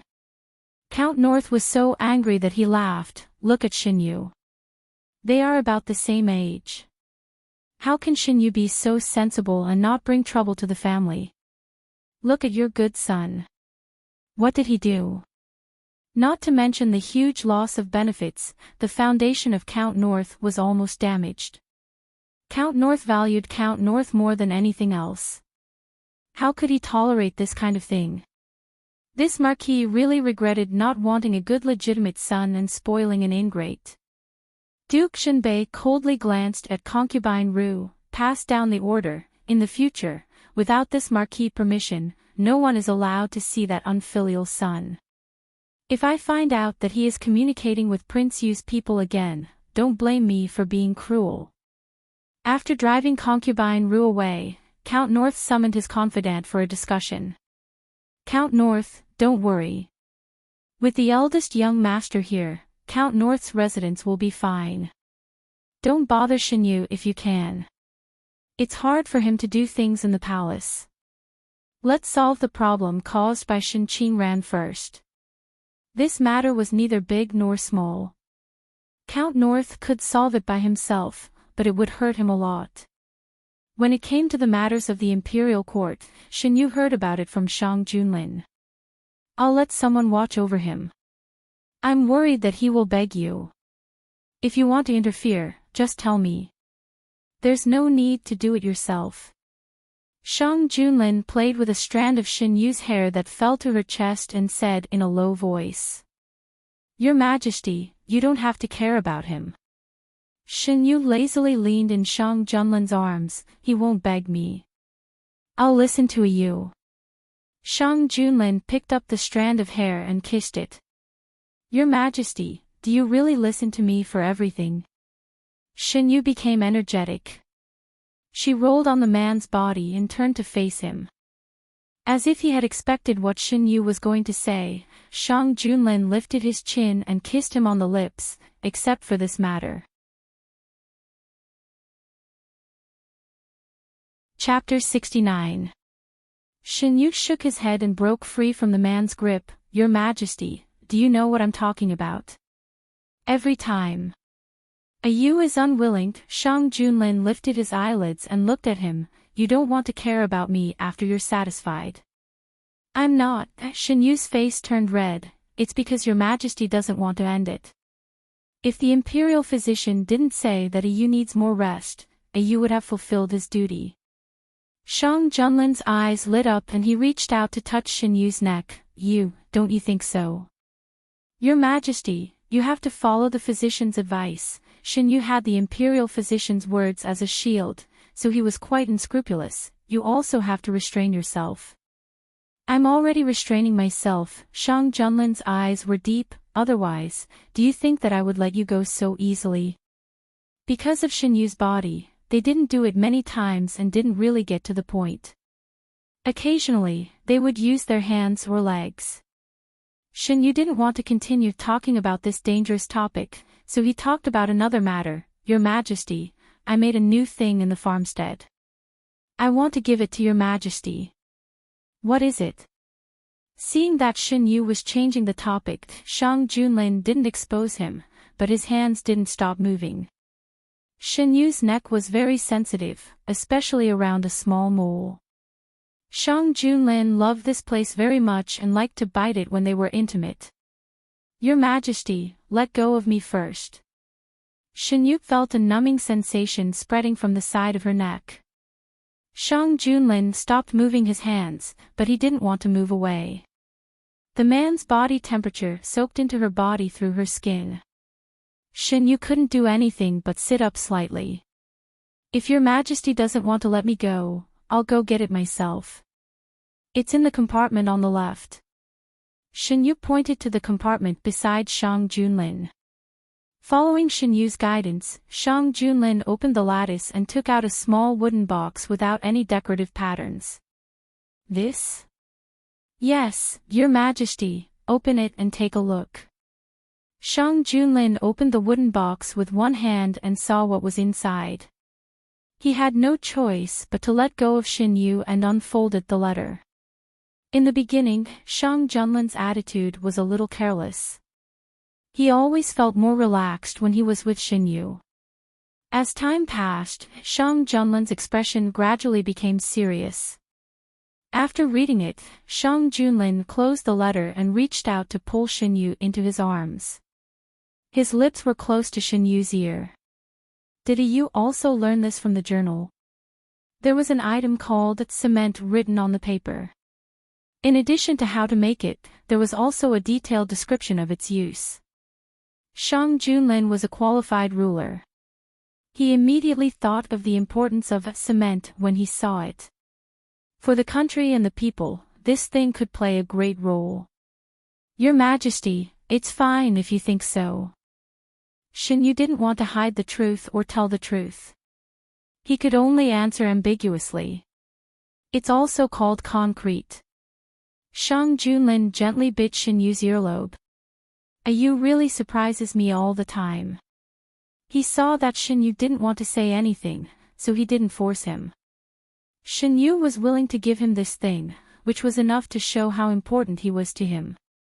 Otherwise, Xinyu could have not taken it out in order not to arouse his suspicion. Last time, when Xinyu gave him the flood control manual, after the official in charge of this area finished reading it, he told him that it was a very complete system. It couldn't be pieced together from various books. He directly asked him to find an expert, but Shang Junlin casually brushed him off. The people in my village have developed some products. Your Majesty, do you want to take a look? Seeing that Shang Junlin didn't intend to ask further, Xinyu was relieved. I'm afraid it's not easy to move it into the palace. Just go directly to your village and take a look. Shang Junlin hugged Xinyu tightly. I'm very happy that you gave me something. No matter what Xinyu gave him, Shang Junlin's joy was the same. What he valued was Xinyu's heart for giving him something, not the gift itself. After the two tidied up, they left the palace.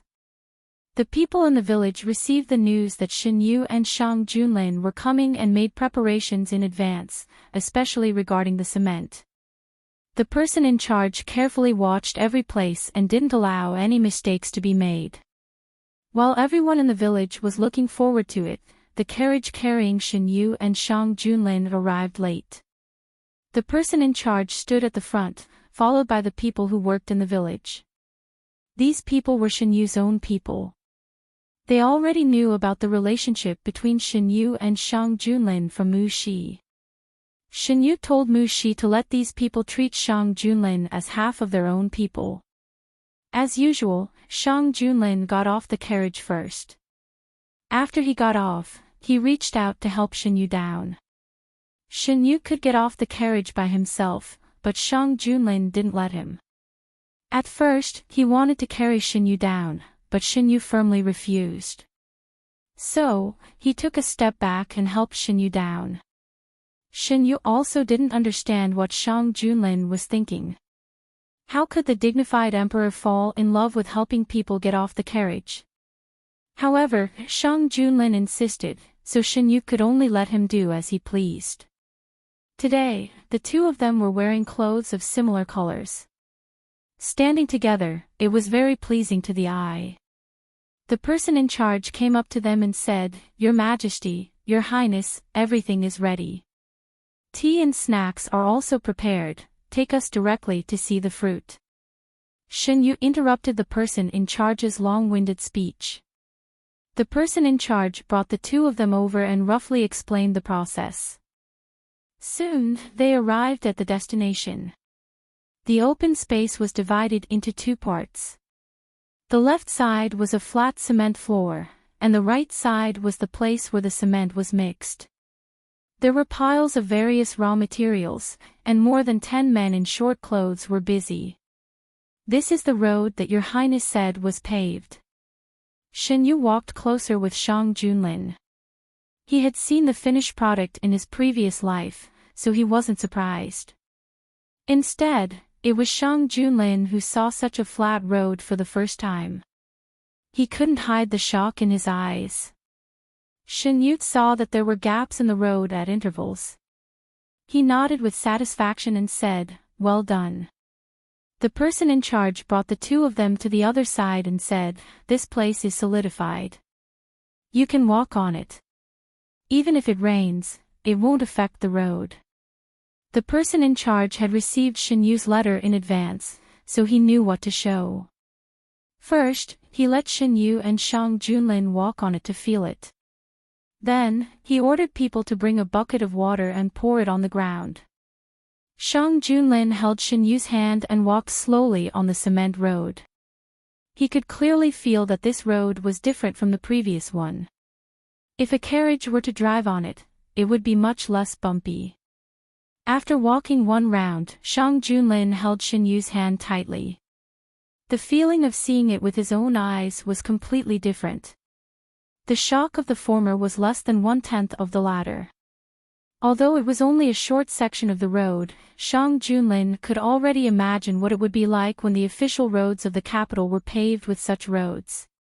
Not only the capital, but the entire Dahuan also needed to be paved with such roads. With a smooth road, communication would be faster. This would be of great help to Shang Junlin in managing the entire Dahuan. Shen Yu could feel Shang Junlin's excitement. He smiled and said, "Your Majesty, I don't have many people in my village. This is already the limit. I have already given the formula for the cement to Your Majesty. Your Majesty, you can order people to build a road to see the effect. To be treated like this by you, I am really..." Shang Junlin pressed his forehead against Shen Yu's and said in a low voice, "How should I thank you? Your Majesty, you don't have to thank me. I didn't think of this in the first place. To be useful to Your Majesty, it is Your Majesty's fate. Your Majesty, you don't have to think too much." Shen Yu didn't take out these things to take credit for himself. These things were useful to Dahuan and Shang Junlin. Under the guidance of the steward, the two went to see the process of making the cement. It wasn't difficult to make the cement. The raw materials weren't expensive either. It wouldn't be difficult to popularize it. After looking around, Shang Junlin made a decision. The two didn't stay in the village for long. After returning to the palace, Shang Junlin immediately summoned the Minister of Works and told him the method of making the cement. After reading it, the Minister of Works couldn't hide his excitement. This thing is really useful. What is it called? Cement, also known as concrete. It's mixed with solidified sand and stone. Other than paving roads, it should have many other uses. The Minister of Works' eyes lit up. Ever since Shang Junlin ascended the throne, their Ministry of Works hadn't had any great achievements. Now that they finally had a great opportunity, they had to seize it. I'll leave it to you. It's up to you to develop what you want. The road from the palace to the secret prison is broken. You can use it to practice. Yes, Your Majesty. The Minister of Works took the formula back and immediately arranged for people to start working. The current emperor valued people who could do practical things. It wasn't easy for the Ministry of Works to show off their skills. They couldn't let it go. The road that Shang Junlin circled out wasn't used by many people.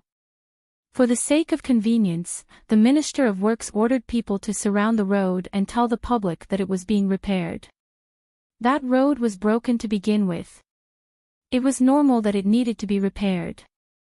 The people who received the news didn't think much about it. It was just that people who occasionally wanted to use that road had to take a detour. Yanjing also heard the news.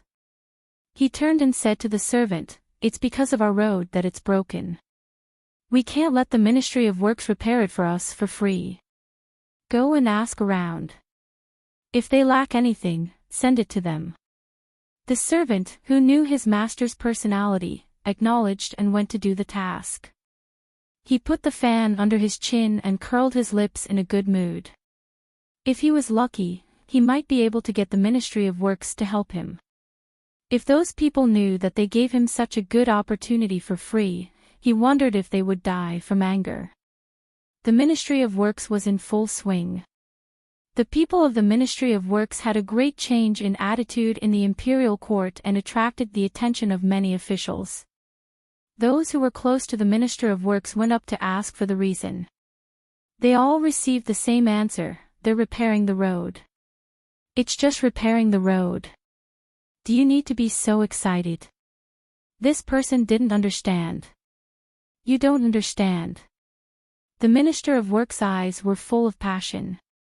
You'll know when we're done. Our Ministry of Works is finally going to rise. This time, the person who asked the question really didn't understand. He shook his head and left. After giving the item away, Shin Yu didn't spend much time on it. In the previous life, the King of Yu relied on this to make huge profits and saved up some capital. This time, Shin Yu gave the item to Shang Junlin in advance. With the imperial court stepping in, they directly blocked the King of Yu's source of income and also cut off Shin Qingran's path to fame. Thinking of this, Shin Yu was in a good mood. What's you thinking about? Why are you so happy? Shang Junlin pinched Shin Yu's chin and turned Shin Yu's head to face him. I'm thinking that Dahuan will become better and better under your Majesty's governance. If that's the case, I'll be able to follow your Majesty and enjoy happiness. Shin Yu's smile didn't disappear. His dark eyes seemed to contain thousands of stars. Shang Junlin was mesmerized by those smiling eyes and couldn't help but move closer. I won't disappoint you. Chapter 70. The man's breath was getting closer and closer. Shin Yu didn't dodge and just stared at him. Shang Junlin chuckled and kissed Shin Yu's lips. The laughter disappeared as their lips met. The gentleness gradually became stronger. Shin Yu's breath was unstable and he fell back. He was supported by a strong arm. His eyes were slightly closed and his long eyelashes fluttered uneasily.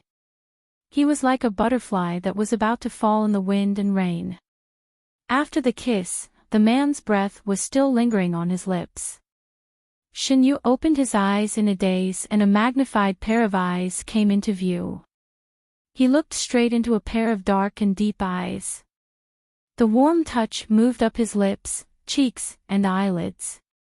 Every part of his body was carefully visited. The biting cold aura hovered and didn't dissipate for a long time. When he was finally released, Shin Yu's eyes were hazy with tears. Shang Junlin looked down at him for a while and said in a low and hoarse voice, Shin will carry you to the bed. After he finished speaking, he didn't wait for Shin Yu to react and directly picked him up while facing him. Caught off guard, Shin Yu's feet were in the air. He tightly hugged the man's neck and his thoughts were pulled away from the memories just now. Your Majesty, this time, Shin will tell you in advance. Shang Junlin's voice carried a satisfied smile. Shin Yu reacted for a while and then remembered that Shang Junlin was talking about what he had said before. It turned out that Shang Junlin had also firmly remembered this sentence.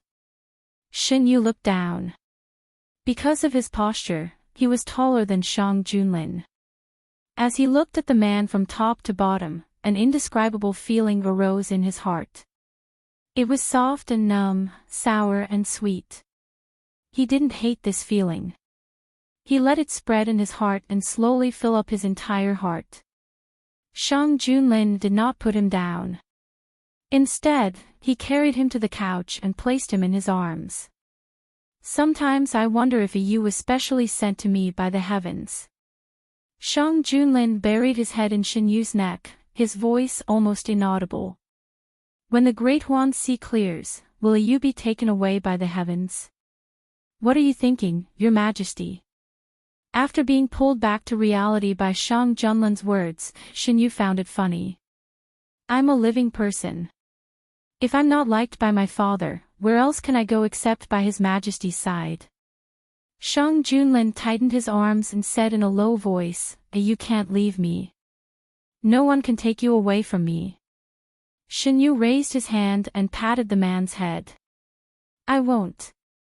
I live very well by His Majesty's side. If I leave His Majesty, where else can I live as freely as I do now? After Shin Yu finished speaking, he thought about it. Adding up his 2 lifetimes, this period of time after entering the palace was the most comfortable period of his life. Shang Junlin considered everything for him. Other than him, there was no one else in the harem. The palace rules were like decorations in front of him. Unknowingly, he had already received so much preferential treatment. Thinking of this, Shin Yu's gaze gradually softened. Shang Junlin was Shang Junlin, the emperor of the Great Huanxi.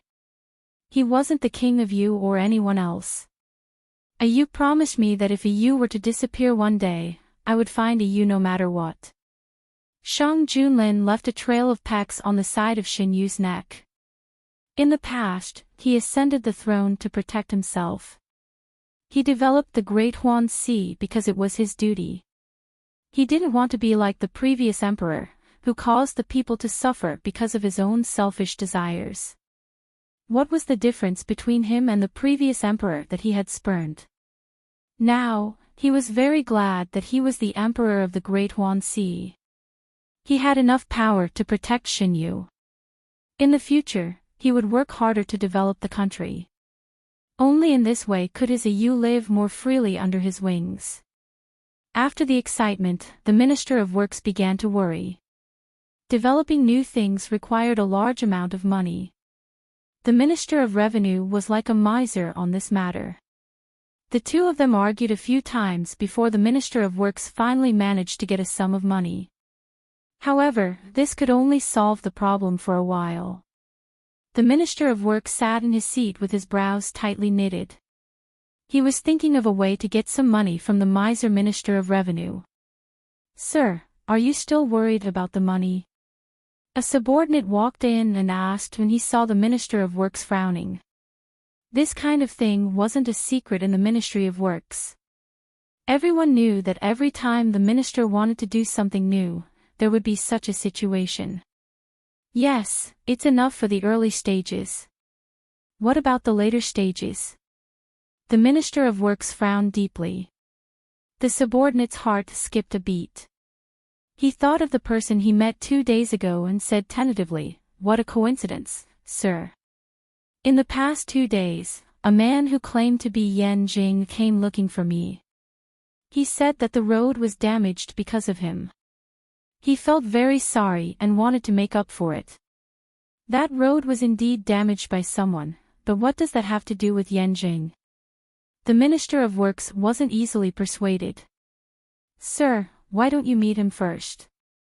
I can see that Yan Zheng's eyes are clear. He doesn't seem to have any bad intentions." "Of course, I'm not a good judge of character." "Sir, you have to see for yourself," the subordinate advised. "We're working for Dahuan. How can we let the commoners pay for it?" The Minister of Work still didn't agree.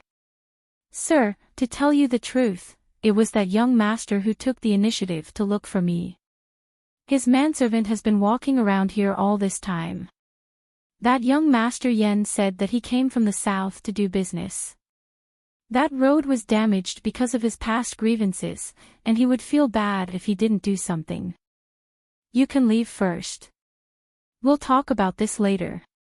After thinking about it, the Ministry of Works minister still went to ask some people. Indeed, it was as his subordinate had said. There was a young master called Yan Jing who had been walking around the Ministry of Works recently. There were quite a few people who knew about this matter. The Ministry of Works minister dispelled half of his doubts and decided to meet him first. If it was really just to make up for the damaged road, he wouldn't have to be so thick-skinned as to argue with the Minister of Revenue. Yan Jing waited for a few days in the newly bought courtyard. As expected, the people from the Ministry of Works came. What happened that day didn't seem fake. After talking for a while, both sides had a certain understanding of each other. After thinking about it, the Minister of Works still went to the palace. "Ayu, do you still remember the people we met outside the palace last time?" After returning to Yuzhang Palace, Shang Junlin pulled Shin Yu to sit on the swing. The weather was gradually getting warmer. When the temperature was high in the afternoon, Shin Yu liked to bask in the sun outside. His favorite was the swing that Shang Junlin had made for him. He sat on the swing with a book in his hand. He didn't need the palace servants to push him from behind. The swing swayed gently. The sunlight shone through the gaps between the leaves like naughty little elves jumping on the young man's body. With Shang Junlin around, Shinyu felt more relaxed sitting on the swing. Half of his body leaned on the man's body. He searched his memory and said, Yanjing. It's him. He recently went to the Ministry of Works. Shang Junlin held Shinyu's slender fingers and bit them gently. Why did he go to the Ministry of Works? Shinyu didn't understand. He said it was to make up for the road that was damaged because of him. Shang Junlin's tone was a little careless when talking about this person. Shinyu, is the Ministry of Works short of money? Shang Junlin, as expected of you. You got the point immediately. Shinyu chuckled. If it wasn't for the lack of money, the Minister of Works wouldn't know about this person. Ayu is right. Recently, the Minister of Works has been arguing with the Ministry of Revenue for money. Shang Junlin also had a headache when it came to this matter. The Ministry of Revenue is in charge of the National Treasury. The Minister of Revenue and the Minister of Works have always been on bad terms. Every time the Ministry of Works wants to do something, they will make a scene. If they want to develop something new, it will require a lot of money. Shinyu was very clear about this. I originally planned to give him a sum of money directly from my private treasury. Your Majesty, you can't. Before Shang Junlin could finish, Shinyu interrupted him. If there's a first, there will be a second. Your Majesty can't always use your private treasury to support the Ministry of Works. I think you can accept Yan Zhang's funding. Shang Junlin stopped playing with Shinyu's fingers. What do you mean? If it's taken from the people, it's used for the people. When the time comes, this cement will definitely be used on the people. If Yanjing took the initiative to ask for compensation, it's better to change the compensation to sponsorship. When the cement is used in the future, we can announce to the public that this is sponsored by Yan Zhang's industry. The Ministry of Works will have the money for research, and Yan Zhang's reputation will also be known. It can be said to be mutually beneficial. Shinyu had seen this method from that book. In the world before Shinqingran transmigrated, business was very developed. Many merchants used this method to make their products famous. When more people knew about it, there would naturally be many buyers. Sponsorship.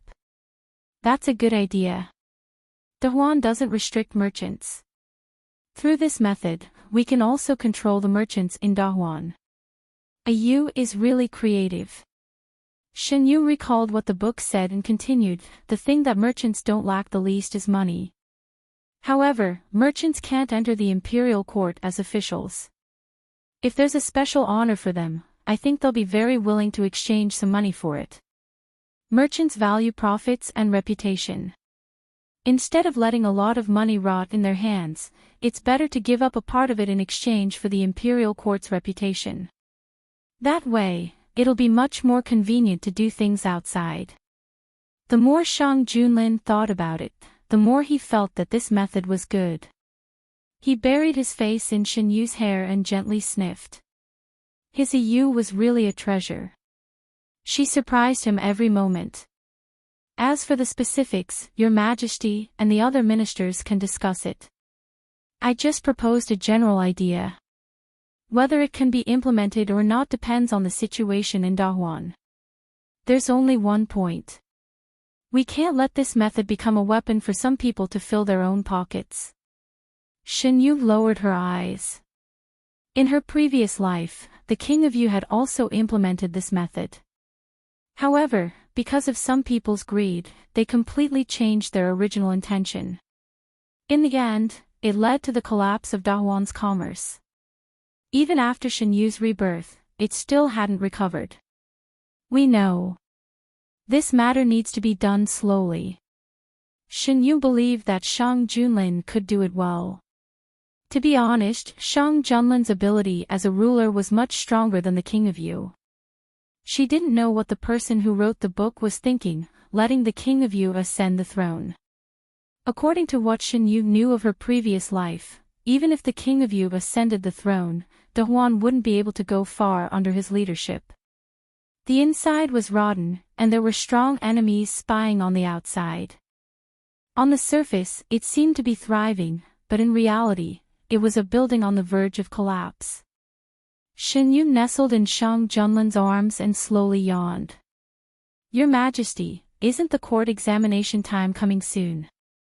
"That's right. Does you want to go with us to take a look?" Shang Junlin gently stroked Shen Yu's back and said in a gentle tone. He selfishly wanted Shen Yu to go with him. Because of entering the palace, Shen Yu lost the opportunity to take the imperial examination and become an official. Although Shen Yu said that he didn't care, Shang Junlin still wanted to bring him to personally experience it. "What identity do I have to go with?" "Disguise as a little eunuch serving your Majesty."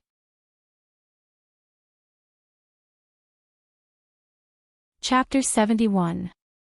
Shang Junlin imagined Shen Yu wearing a little eunuch's uniform and following behind him.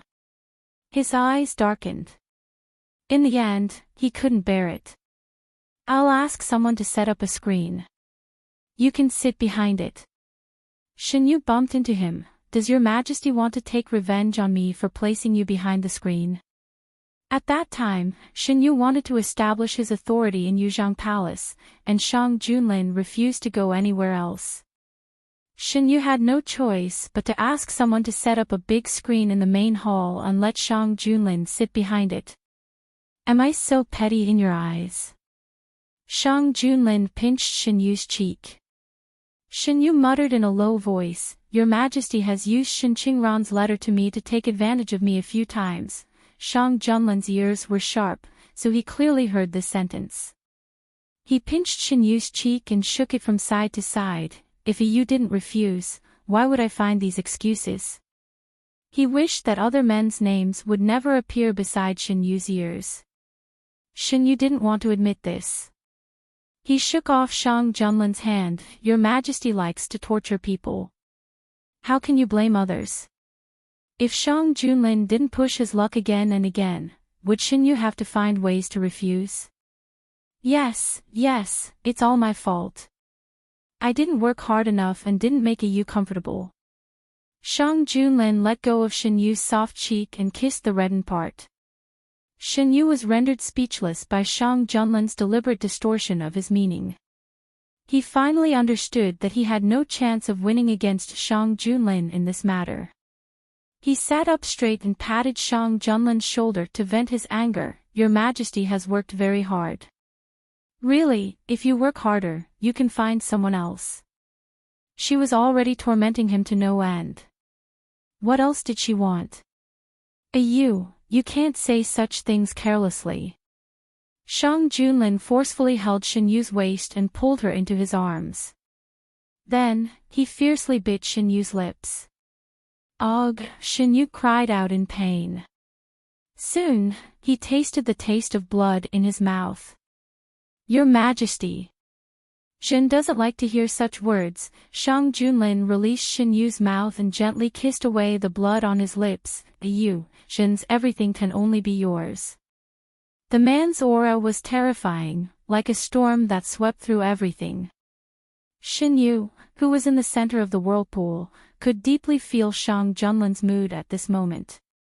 "All right, Your Majesty, I'm just talking nonsense." Shen Yu chased after Shang Junlin.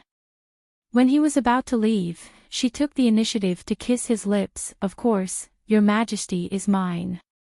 No one can take Your Majesty away from me."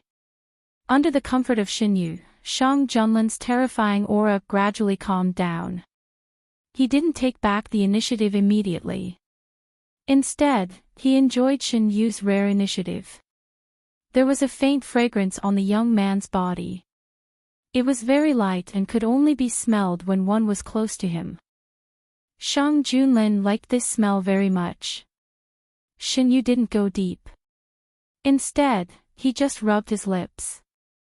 His lips were still injured, so the faint taste of blood spread in their mouths. Feeling that Shang Junlin had calmed down, Shen Yu gradually withdrew. How could Shang Junlin let go of such a good opportunity? At the moment when they were about to separate, he moved his hand behind Shen Yu's head and used a little force. Shen Yu was forced to bump into him. Compared to before, Shang Junlin's kiss was much gentler this time. Although it was gentle, it had a strong force that couldn't be refused. Under the leafy tree, the man in black tightly held the blue-clothed young man in his arms. The shadows of the trees danced, and occasionally, a few birds circled above their heads. A breeze blew, and the branches and leaves swayed, causing waves of ripples. The mottled light fell on their heads and bodies. The swing gently swayed with their movements. It was a quiet afternoon, and everything was leisurely and beautiful. After being inspired by Shen Yu, Shang Junlin summoned the important ministers for a discussion. If Shen Yu's idea was to be implemented, the existing laws regarding merchants in Dahuan must be changed. After proposing Shen Yu's idea, the imperial study room fell into a long silence. After a long time, the prime minister hesitantly said, "Although this method is against common knowledge, the benefits far outweigh the disadvantages for Dahuan. I think it can be implemented. They're just merchants. Do you think the national treasury will be short of money? Compared to the previous dynasty, Dahuan already treats merchants very well. I don't think it's necessary to give them more preferential treatment. Your Majesty, it's not good for the country to encourage the merchants to be arrogant." Some ministers disagreed. The Minister of Works and the Minister of Revenue looked at each other. This time, they reached an agreement. "Your Majesty, I think this method is feasible." "I also agree. Merchants are also citizens of Dahuan. There's no reason to be too harsh on them.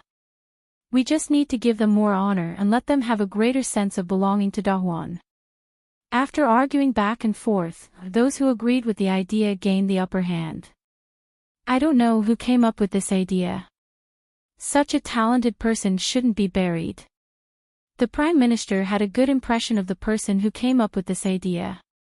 Guijun accidentally mentioned it to me." Speaking of Shen Yu, Shang Junlin's expression softened at a speed visible to the naked eye. The Prime Minister wanted His Majesty to use the person who came up with this idea, but his words were stuck. Since ancient times, the harem couldn't interfere in politics. He sighed heavily in his heart. What a pity. The other ministers also didn't expect this answer. They looked at each other. For a moment, the hall was silent again. In the end, it was the Minister of Works who spoke up. Guijun is a talented person. It's Dahuan's good fortune to be able to receive his help. Shang Junlin had vaguely told him that Shen Yu was the one who came up with the cement recipe. At that time, the Minister of Works had a good impression of Shen Yu. Now that he saw him come up with a way to solve the Ministry of Work's biggest problem, his impression of him was even better. Shang Junlin's expression became gentler. First, come up with a plan for how this will be implemented. Before it is officially implemented, Shang Junlin paused. First, experiment with what the Ministry of Works is currently doing. Yes, Your Majesty. On the way out of the palace, several ministers gathered together to talk. It's really a pity for the child of Count North. In the past, there were rumors that he had deep thoughts. I don't know what Count North was thinking, sending his son into the palace. In that kind of situation, who didn't know that being sent into the palace was equivalent to being abandoned? The only son, Count North, was given up just like that. It was really an eye-opener. At that time, Count Jinbei favored his concubine and her child. Later, the child was involved in the matter of Prince Yu.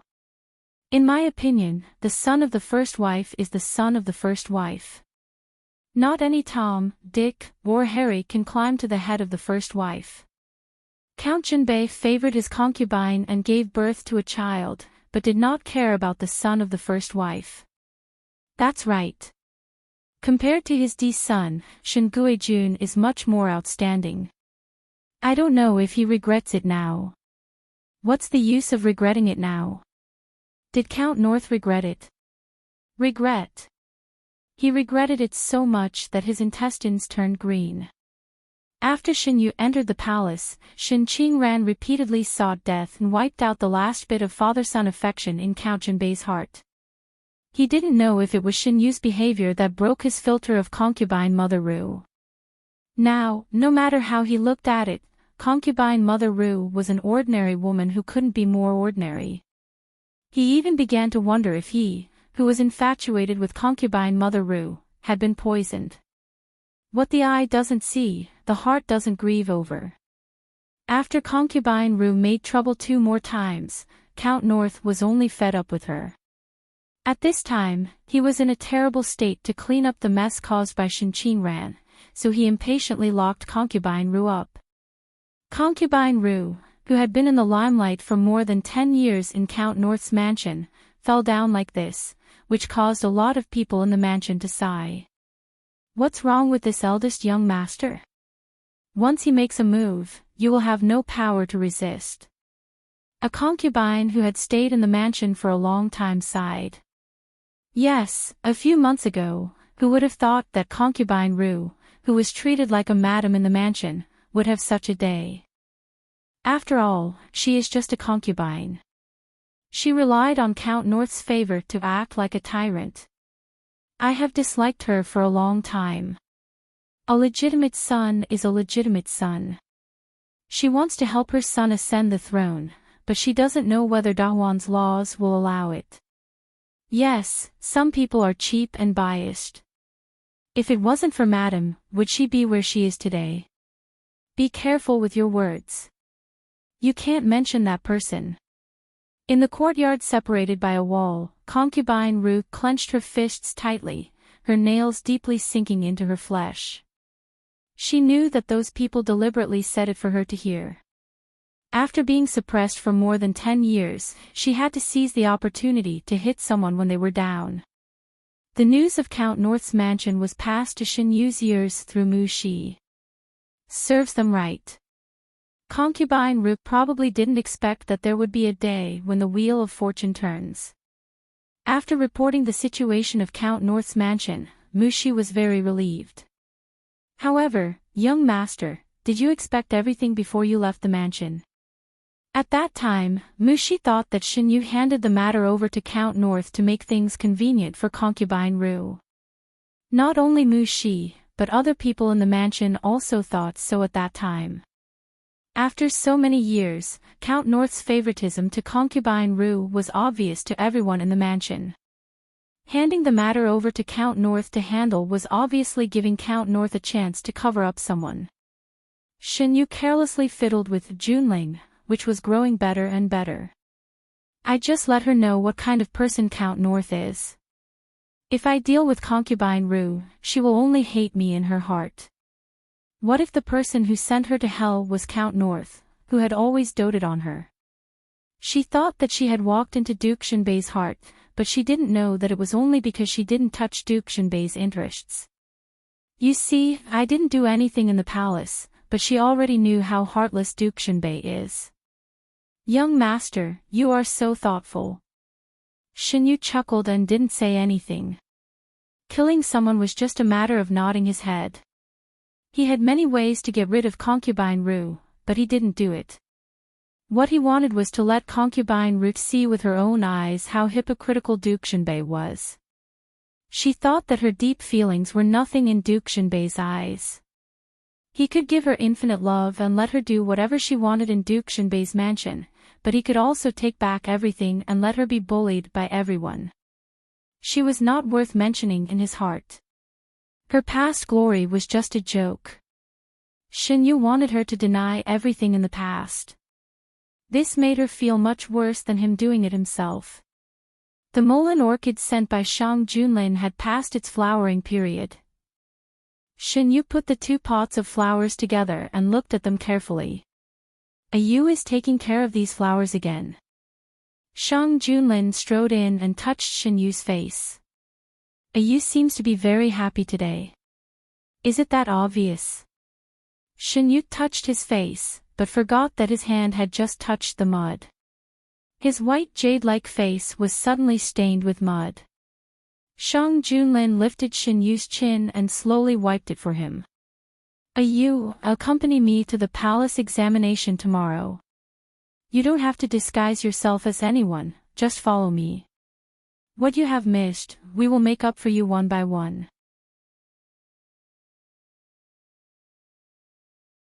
Chapter 72. There's no need for that. Shen Yu refused without hesitation. He could already imagine the reactions of the officials if Shang Junlin openly brought him to the Great Hall. Shen Yu felt that for the sake of the hearts of the officials, it was better for him not to join in the fun. What is you worried about?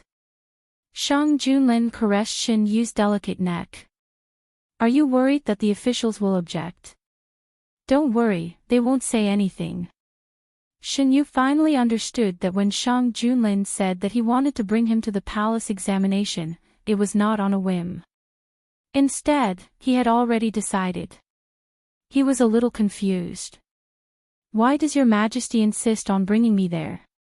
You, have you forgotten that we still have a bet between us? Doesn't you want to see the results first? Shang Junlin coaxed in a low voice. Shen Yu glanced at him. Of course I didn't forget. Your Majesty has already asked for the bet in advance. It doesn't make much of a difference whether the results are good or not. Shen Yu thought of the scene that day and his face heated up. The beauty's eyes were shy and there was a light pink on her face. Shang Junlin's heart was moved. He leaned closer and kissed Yu. It's my selfishness to bring Yu. Take it that Yu is accompanying me, and... Your Majesty, Shen Yu tried to reason with him. Since ancient times, the imperial harem has never been allowed to interfere in politics. Your Majesty is already giving me preferential treatment by discussing the matters of the imperial court with me. The court examination is not like other things. No matter how you look at it, as a noble, I shouldn't set foot in it. Husband and wife are one. You and I should not be separated. You can do anything and go anywhere that I can. Shang Junlin intimately rubbed Shen Yu's cheek. I know that Yu is very talented. It's unfair for you to be trapped in the harem. I can't accept it because I'm covering up Yu's talent. Shen Yu was stunned. He didn't expect Shang Junlin to say such words. His heart ached, and an imperceptible sweetness slowly rose. He opened his mouth, and his voice was inexplicably bitter. I don't care about these things. Your Majesty, you don't have to do this for me. Shang Junlin held her tightly in his arms. Just take it as satisfying my selfish desires, Yu. His Yu should have been an eagle soaring in the sky, but because of him, because of Duke Shenbei's stupidity, it was trapped in the harem. Because of his selfishness, he did not want to let go. His Yu could only stand by his side and could only belong to him. Shen Yu had no choice but to agree. Shang Junlin happily hugged her and whispered, actually, it's very boring to sit on the throne. You can't do anything for more than 2 hours. Shen Yu touched the man's drooping hair. So, Your Majesty, you want me to accompany you to relieve your boredom? You can think of it this way. Shen Yu chuckled and held the man's face with both hands. Your Majesty, you don't have to feel that you're holding me back. It's my own choice to enter the harem. No one forced me. I'm very happy that Your Majesty treats me so well. Your Majesty, you don't have to think of letting me go to the imperial court to show off my skills. I don't like it. Shen Yu stared straight into Shang Junlin's eyes as if he wanted to see into his heart. He emphasized again, what I like is to be free and unrestrained, not to be endlessly deceived, Your Majesty. When he was with Shang Junlin, he experienced peace. It didn't matter if he was selfish or cowardly. He was really tired of the feeling of having to carefully calculate every step he took and every word he said in his previous life. When he first entered the harem, he didn't plan to stay for long. It was Shang Junlin who showed him another way of life. So this is what it feels like to have someone to shelter you from the wind and rain. Shang Junlin's eyes darkened. After a while, he suddenly laughed. Even if you want to, I won't give you the chance to escape from me. His since she was in front of him, she would never be able to leave his side. The news that Shang Junlin wanted to bring Xin Yu to the court examination was discussed in advance with the ministers present. A few of them knew Shang Junlin's temper very well and didn't raise any objections. They calmly accepted this matter. A few others who were dissatisfied naturally didn't dare to speak up when they saw that the Prime Minister and the others didn't say anything. After that, someone was puzzled. Even if His Majesty dotes on His Highness, there should be a limit. How can he bring His Highness to the court examination? Yes. Why didn't you persuade His Majesty and let him do as he pleases? The Prime Minister slowly tidied up his sleeves and answered without raising his head, "Do you think His Majesty is asking for our opinions when he is talking to us?" A few of them thought about it and their faces turned ugly. Obviously, you know that. No, His Majesty has already made up his mind. If we oppose him, it will only make His Majesty unhappy. What can we do? But, since ancient times, the harem is not allowed to interfere in politics. Shouldn't His Highness avoid suspicion on such an important occasion? The Prime Minister thought of the young man who proposed the new commercial law and the flood control method. He sighed. His Majesty has his reasons for doing this. We don't need to worry about it. If it weren't for Count Bey's muddle-headedness and being trapped in the harem, the young man would have been able to shine in the court. Seeing that the Prime Minister was firmly on His Majesty's side, the officials had no choice but to shut their mouths. They would never dare to talk to His Majesty about this. The students who failed the metropolitan examination had left the capital one after another. They either found a job or returned to their hometowns to prepare for the examination. They would take the examination again in 3 years. Jiang Huiqing and He Qingyu were the top few students in the metropolitan examination. After dealing with all the guests, they went into seclusion to prepare for the court examination. Yingxing Tower also quieted down for a while.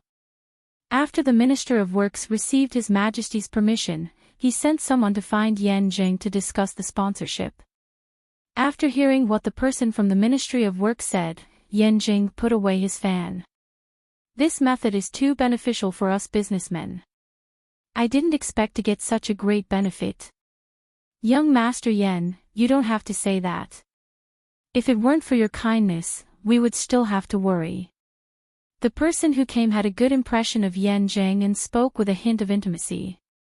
As they exchanged cups, the atmosphere became more and more lively. Yan Zheng had been a businessman for many years and was able to twist black into white. The person from the Ministry of Works had never seen such a scene. After a few words, he was able to get a lot of information out of him. However, Yan Zheng was used to being strict. He only asked about trivial matters. Even if the person sobered up, he wouldn't think that there was anything wrong with what he said. Did His Majesty come up with the idea of sponsorship? Yan Zheng looked up. The servant beside him hurriedly poured wine for the two of them. The wine was of the highest quality. It tasted fresh and fragrant. It was a good choice for welcoming guests. The person from the Ministry of Works was already a little drunk, but his mind was still clear. He knew what to say and what not to say. He lowered his voice and reminded Yan Jing, the higher-ups may be making a big move. Young Master Yan, you have to seize the opportunity. After getting the information he wanted, Yan Jing knew when to stop and naturally changed the topic. Seeing that he didn't ask any more questions, the person from the Ministry of Works was relieved. He became more satisfied and thought to himself, he knows how to behave. He's someone we can cooperate with for a long time. Late at night, Yanjing sent someone to send the person from the Ministry of Works away. He stood by the roadside and watched the carriage go away. His eyes were obscure. "Young master, you can go in." The servant brought a cloak and put it on Yanjing. "I made the right decision to come to the capital." Yanjing chuckled. The servant didn't understand. "Young master, what are you talking about? Those people probably didn't expect it. They thought that they were banishing me, but they didn't expect that they would give me a path to heaven.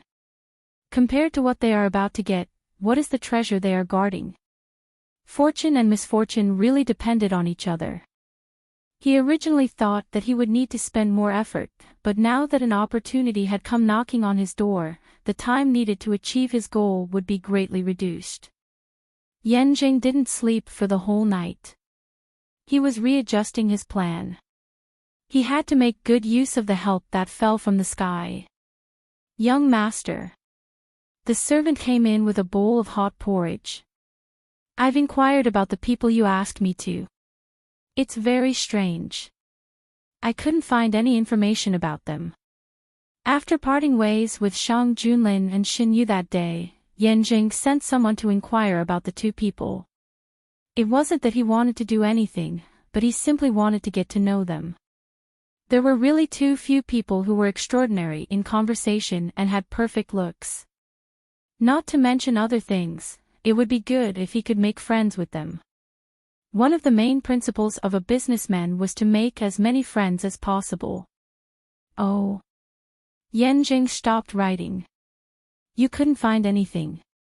What about the other family?" "I've asked carefully. The other family should be Lord Fong and his family. As for the two people that young master is looking for, I really couldn't find any clues." "I understand. Ask your men to come back. Don't look for them anymore. Pretend that this never happened in the future." Lord Fong was the favorite person of the emperor. Yanjing had paid attention to him that day. Although he tried to hide it, from his actions, it didn't seem like he was pretending to be respectful towards the two people that he was looking for. How many people could make Lord Fong treat them with such respect? Yanjing smiled. That was why it was said that his luck was unparalleled. Yanjing's actions couldn't be hidden from the hidden dragon guards.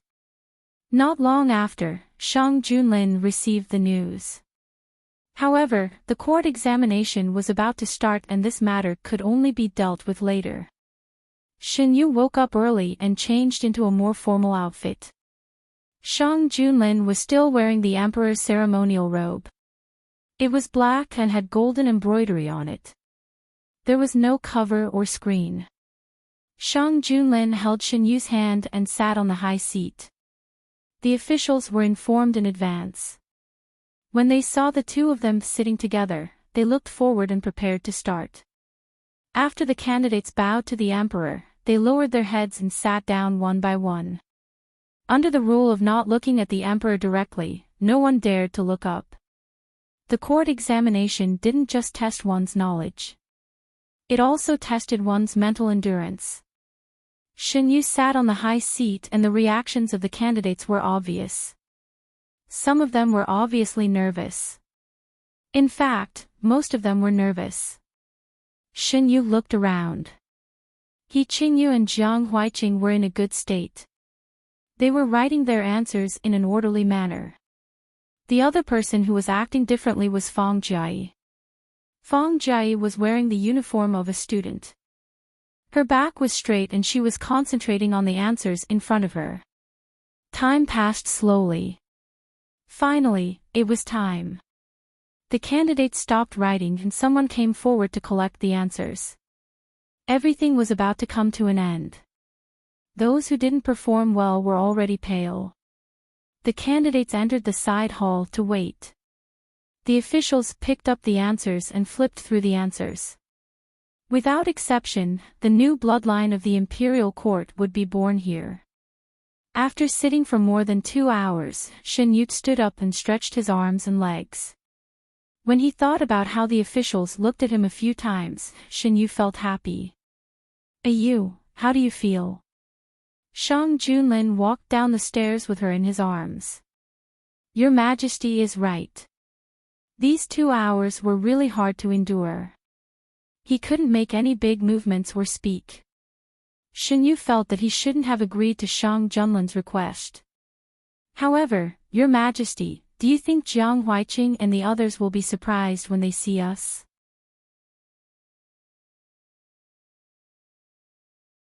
Chapter 73. Yu has corresponded with Jiang Huiqing so many times. Did he not suspect our identities at all? Shang Junlin asked. "Your Majesty has read most of those letters. Does Your Majesty not know?" Shen Yu glanced at him. Originally, Shang Junlin didn't care about these things. He wouldn't ask Shen Yu about anything. At first, he didn't think it was necessary. As long as he was sure that Shen Yu didn't have the intention to harm De Huan, he wouldn't care. Later, he was moved and didn't want to pry into Shen Yu's personal space. He gave him enough respect. He cared about Jiang Huiqing's letters because he was jealous. Shen Yu was annoyed by Shang Junlin several times with this excuse. He simply read the letters together with him every time, so that he wouldn't torment him with all kinds of reasons. Shang Junlin didn't feel embarrassed at being discovered. He intimately moved closer to Shen Yu's ear and said, "You wanted to read the letters with me. You can't blame me." From time to time, the ministers restrained themselves and looked at him. Shen Yu wasn't in the mood to show off his intimate relationship with Shang Junlin in front of the ministers. He nudged him and said, "He probably doesn't know." If he had known, he wouldn't have written to him as frequently as before, and he definitely wouldn't have used the tone of an old friend. Although the current Jiang Huiqing was younger than in his previous life, some things that were engraved in his bones wouldn't change. Or maybe he doesn't want to think about it. Shen Yu thought for a while and added, "The loophole of us leaving the palace is actually quite big. If he thinks about it deeply, he might be able to guess our identities." Yu is right. For example, Qingyu, who is beside him, should have already guessed our identities. Under Shen Yu's hint, Shang Junlin loosened his arms around Shen Yu's waist. Shang Junlin's cold eyes swept across the hall. The ministers who were deliberately looked at were frightened and lowered their heads. They didn't dare to look at him again. Shen Yu breathed a sigh of relief. Finally, no one was looking at him from time to time. Qingyu. As the legitimate son of the He family, one of the top aristocratic families in Jiangnan, it's not surprising that he has such insight. Shen Yu had already learned about Qingyu's family background from Shang Junlin. He was not surprised that his and Shang Junlin's identities had been guessed. The graders would not be able to see the names of the candidates. Even Shang Junlin would not know which candidate had answered which paper before the final results were out. The exam results for De Huan were released on the same day, and the grading officials were already prepared before the exam started. After the examinees left, they immediately started grading. During this period of time, the examinees were arranged to stay in a special side hall. The palace had prepared meals, and they were all top-notch delicacies. It could be considered a special reward for the examinees who had reached this step. Not everyone could enjoy the imperial cuisine of the palace. The side hall was spacious enough. Before the results were out, the examinees could rest as they wished. However, at this time, not many people could relax and enjoy themselves. Jiang Huiqing stretched his limbs and walked to Qingyu's side. "Brother Qingyu, why do you not look nervous at all?" Almost everyone in the hall was restless. There were many delicious dishes on the table, but they couldn't alleviate the anxiety in their hearts. There were only a few who could sit down and enjoy the delicious food. Qingyu was one. As for the other, Jiang Huiqing stared at the person for a while, his eyes widening. He nudged He Qingyu with his elbow and said in a low voice, "Brother Qingyu, look over there." He Qingyu followed his gaze and couldn't help but pause. "Isn't this?" Jiang Huiqing nodded vigorously. The curiosity in his heart almost overflowed. "It's really her. Why is she here? And dressed like this?" Jiang Huiqing saw that it was Fang Jie, the daughter of the Fang family. Because of Xin Yu and Shang Junlin, Jiang Huiqing and Fang Jie could be considered acquaintances. Since the last time they parted, they hadn't seen each other again. He never thought that they would meet again under such circumstances. Could it be that they are brothers? Jiang Huiqing shook his head. He felt that it didn't seem like it. Feeling someone's gaze, Fang Jie turned her head and saw a familiar face. She paused for a moment, then stood up and walked over. "Brother Jiang, Brother He." Although the voice was deliberately lowered, it wasn't difficult for Jiang Huiqing to recognize that it was Fang Jie's voice. "Fang." He originally wanted to say Miss Fang, but felt that it wasn't appropriate and changed the way he addressed her. "Young Master Fang." "That's me." Fang Jie admitted directly and sat across the two of them. His guess was confirmed. Jiang Huiqing was dumbfounded. He turned to look at He Qingyu and saw that there was an imperceptible crack on the man's face. He slowly calmed down. Anyway, he wasn't the only one who was surprised. Jiang Huiqing threw the question to the back of his mind and chatted with Fang Jie in high spirits. They had a brief contact before. Jiang Huiqing liked Fang Jie's decisive style, especially when dealing with the matter of Prince Yu. She didn't hesitate and defended the victim with reason and evidence. How many men could have such courage? This wasn't the place to get to the bottom of the matter. Jiang Huiqing wasn't the kind of person who would ask until the end of the matter. They skipped the topic that couldn't be discussed and chatted happily. He Qingyu occasionally added a few words. The three of them looked happy and harmonious. The little eunuch who was serving in the side hall saw everything. It didn't take long for the news to reach Shang Junlin's ears. At that time, Shang Junlin was looking at the selected excellent answer sheets. Xin Yu was sitting next to him and looking with him. Eunuch Meng came over and reported the news in a low voice. The three of them actually got together. Xin Yu thought it was quite interesting. Yes, Eunuch Meng's eyes were smiling. The three of them talked happily and the atmosphere was very harmonious. Jiang Huiqing and He Qingyu recognized Miss Fang's female identity. Xin Yu stood up and asked. Eunuch Meng answered every question, replying to Your Highness, it seems that they recognized her. Jiang Huiqing's expression changed greatly at that time, but he recovered in an instant. He must have recognized her. He Qingyu's expression didn't change much. Is Your Majesty going to directly announce Miss Fang's identity later? No matter what Fang Jie's final results were, entering the court exam meant that she was half a step into the official career. To enter the court, one's identity had to be carefully checked. Shang Junlin could help her cover it up a few times before. This time, even the emperor couldn't cover it up. They sat a certain distance away from the other officials. If they lowered their voices, they wouldn't be heard. When the final results are out, it will definitely be announced. Her original intention was to enter the officialdom as a woman. Shang Junlin didn't hide his intentions. I can already foresee the commotion in the court in the coming days. Not just in the court. When the time came, there would probably be several piles of impeachment reports. However, there really isn't a need to confine a woman to the inner residence. There are many things a woman can do.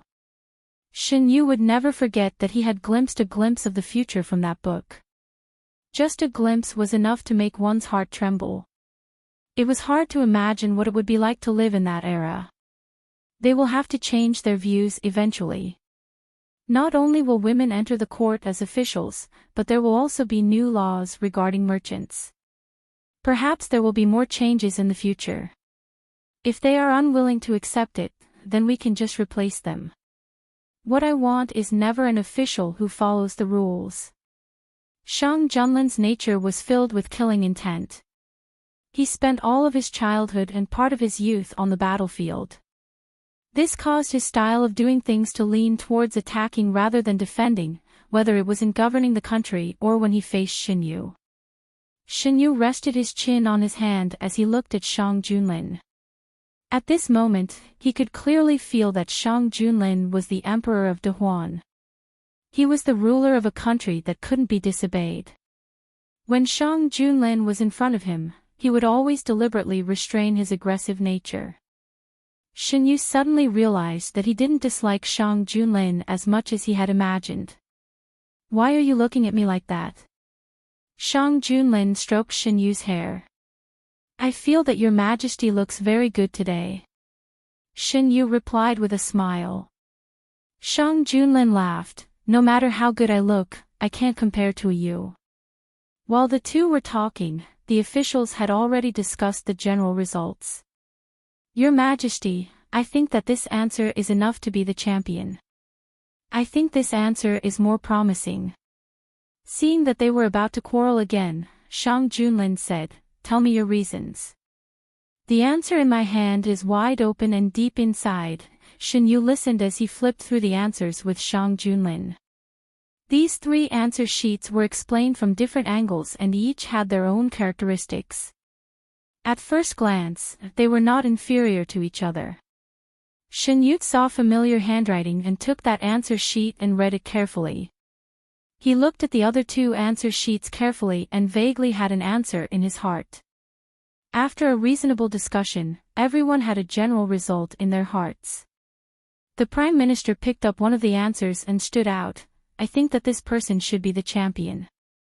This time, no one objected. The final result was the same as Xinyu's thought. Without returning to the court examination, the top 3 were the most difficult to determine. After these 3 were determined, the rest of the results were more or less confirmed. At this time, the officials would know who each answer sheet corresponded to. As expected, the first place was He Qingyu. Jiang Huiqing was third. When the second name list came out, it was beyond everyone's expectations. Immediately, an official knelt down. "Your Majesty, you can't." "Oh. You chose this person after discussion. What do you mean by saying that you can't?" Shang Junlin sat on the high seat and looked at the people kneeling below. This person disguised herself as a man to participate in the imperial examination. This is the crime of deceiving the emperor. Deceiving the emperor. How come I don't know how she deceives the emperor? Official Ming, if I remember correctly, 15 minutes ago, you were arguing about whether this essay was qualified to be the champion. That's because I didn't know that it was written by a woman. As a woman, she can write such a beautiful essay. Does Official Ming want to deny the excellence of the essay just because she is a woman? Xinyu asked. That's not what I meant. However, this essay was the one he thought the most highly. He could not refute it even if he wanted to. Denying the excellence of the essay was the same as denying his own judgment. Looking at the emperor's expression, it was obvious that he already knew about this. Official Ming sighed and retreated to the side. Chapter 74. When he saw the 2 people standing in front of him, Jiang Huiqing's current mood could be described with the words heaven and earth turned upside down. A man in a black imperial robe and a young man in blue stood side by side. He wasn't completely familiar with their faces, but their aura couldn't lie. Even though their faces had changed a bit, Jiang Huiqing still recognized them. Brother Lin, Brother Yu. Jiang Huiqing's mind was numb. If it weren't for the person next to him quietly pulling on his clothes, he probably would have lost his composure in front of the emperor. With difficulty, Jiang Huiqing followed the students and bowed. When the rankings were announced, his thoughts once again drifted away. It turned out that Brother Lin and Brother Yu were the current emperor and Shen Guijun. For some unknown reason, the two of them concealed their identities and left the palace, and just happened to meet them at Yingxing Tower. Jiang Huiqing recalled his actions these past few days and just wanted to facepalm. He was worried about Brother Yu. Oh no, worried about Guijun's situation in her husband's family, interrupting His Majesty and Guijun's intimacy, and frequently writing letters to Guijun. Look at what he had done. He actually wrote in the letter that someone had asked him to cheat, and the matter of him cheating was smoothly resolved. He had thought that the two of them were at most officials, but never would he have thought that these two people were the pinnacle of power in Dahuan. There were also some other things. For example, in Guijun's letters to him, she jokingly said that because he frequently wrote letters, her husband was jealous. What did he do at that time? He spent most of the letters ridiculing Brother Lin, no, His Majesty's behavior. Because he was more and more familiar with them, the tone of his letters became more and more casual. If he knew that these letters would eventually be sent to the imperial palace, he wouldn't have written those things. No, he wouldn't have written letters so frequently. After all the rankings were announced, Shang Junlin opened his mouth to say some words of encouragement and warning. Shen Yu stood above and watched Jiang Huiqing's expression change again and again. It seemed that he had recognized their identities. Shen Yu was amused. This time, Jiang Huiqing must have received quite a shock. Jiang Huiqing was absent-minded throughout the whole process, until Shang Junlin mentioned Fang Jiayi's name. Among the candidates this time, there is one with a rather special identity. She is our newly crowned bannerman, Fang Jiayi, the daughter of Lord Fang Jun. This is the first time in the history of the Great Huan dynasty that a woman has achieved such outstanding results. What? The second place was a woman. As soon as Shang Junlin finished speaking, there was a commotion below. Shang Junlin did not pay attention to these people. He left behind the top three of the first rank and sent the others out of the palace. The officials wanted to say something but stopped themselves. Due to Shang Junlin's attitude, they couldn't say anything and followed the examinees out of the hall. Several people gathered together and discussed in low voices. Since ancient times, there has never been a precedent of a woman becoming an official. Are we going to let His Majesty do as he pleases? The results were chosen by everyone. What's the point of saying this now? Are we going to strike off her rightful ranking because of her identity as a woman? But Fang Jiayi disguised herself as a man and entered the examination hall. This is against the rules. Rules? Do you really think that a woman like her has the ability to hide from everyone who is searching her body? So what if she is Lord Fang's beloved daughter? Prime Minister, you mean, from the beginning, His Majesty has tacitly approved of this? What else? Look at His Majesty today. Did he even show a trace of surprise? Then, are we going to let a woman become an official in the court? This matter will take a long time. Only a few of us know about it now. When the results are announced, all the officials will know about it. Not only that, all the scholars in the world will know. His Majesty will have to deal with these officials who oppose him. The Prime Minister smoothed out the creases on his sleeves and said lightly, "Do you think His Majesty will care about what those people think? Since His Majesty has made a decision, how many times has he changed it because of the opposition of others? Prime Minister, are you going to let His Majesty do as he pleases?" Some of the officials were dissatisfied. "Sir, don't flatter me. I don't have that much ability.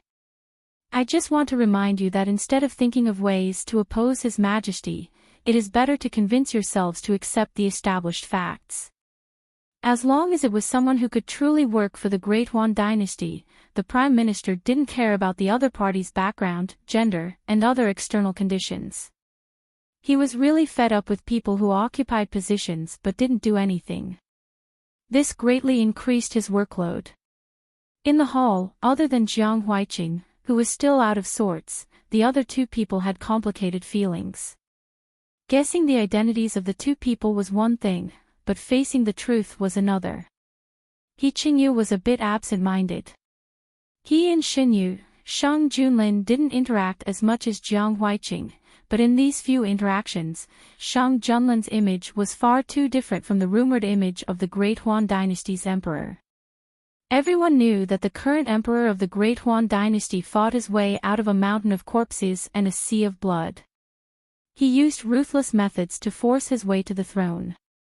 Although his methods were criticized by many aristocratic families, because of his contributions to the Great Huan Dynasty, he still had a good reputation in the hearts of ordinary people. He Qingyu understood that Shang Junlin was ruthless, decisive, and would never go back on his word. The young Master Lin he knew listened to almost everything his wife said. Other than not liking to talk, he didn't have a temper. No matter how he looked at it, he couldn't connect the two together.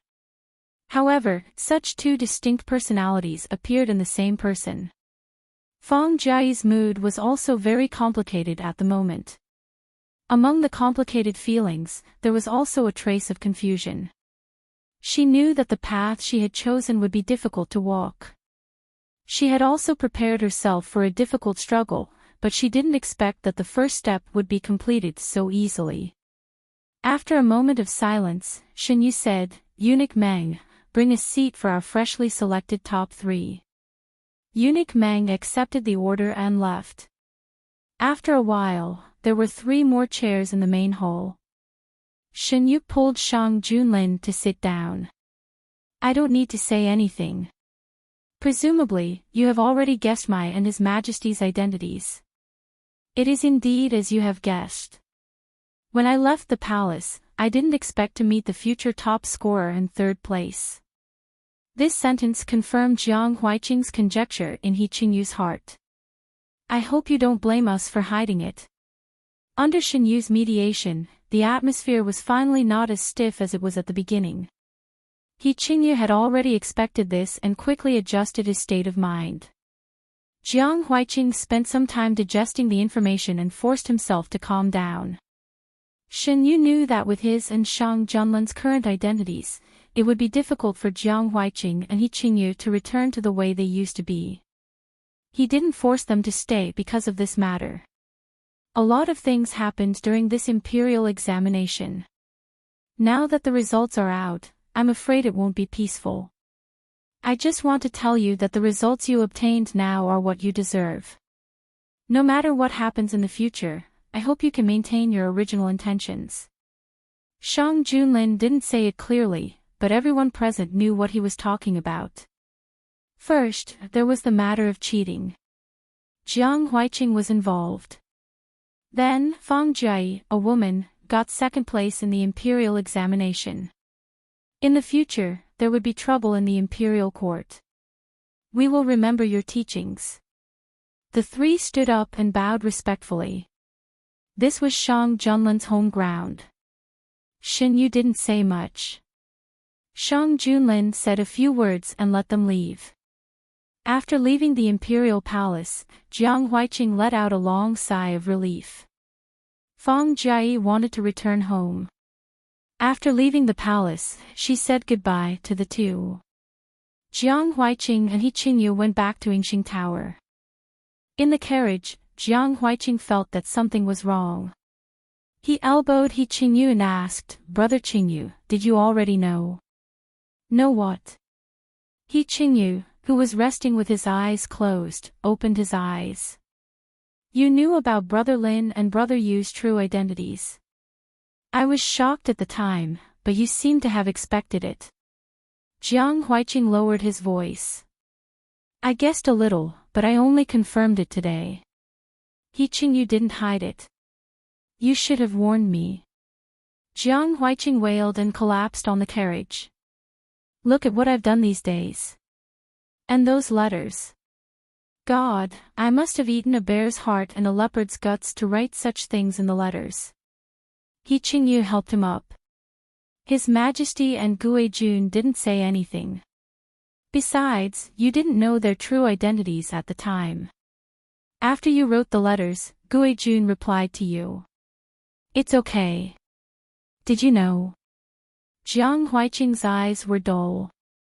At the time, I only thought that Guijun had married into an aristocratic family. I even wrote a lot of ways to deal with the relationship between clansmen in the letter.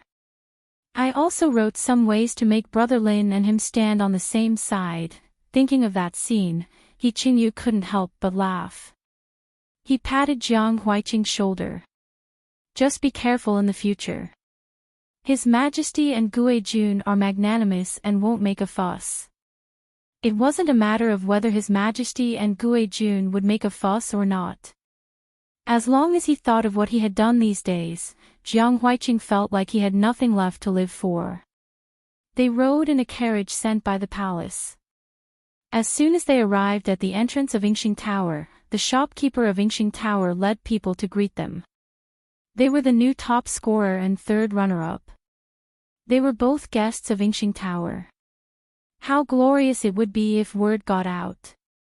Amidst the crowd's congratulations, the two got off the carriage. Yingxing Tower set up a small banquet for the two of them and waited for the two hosts to arrive.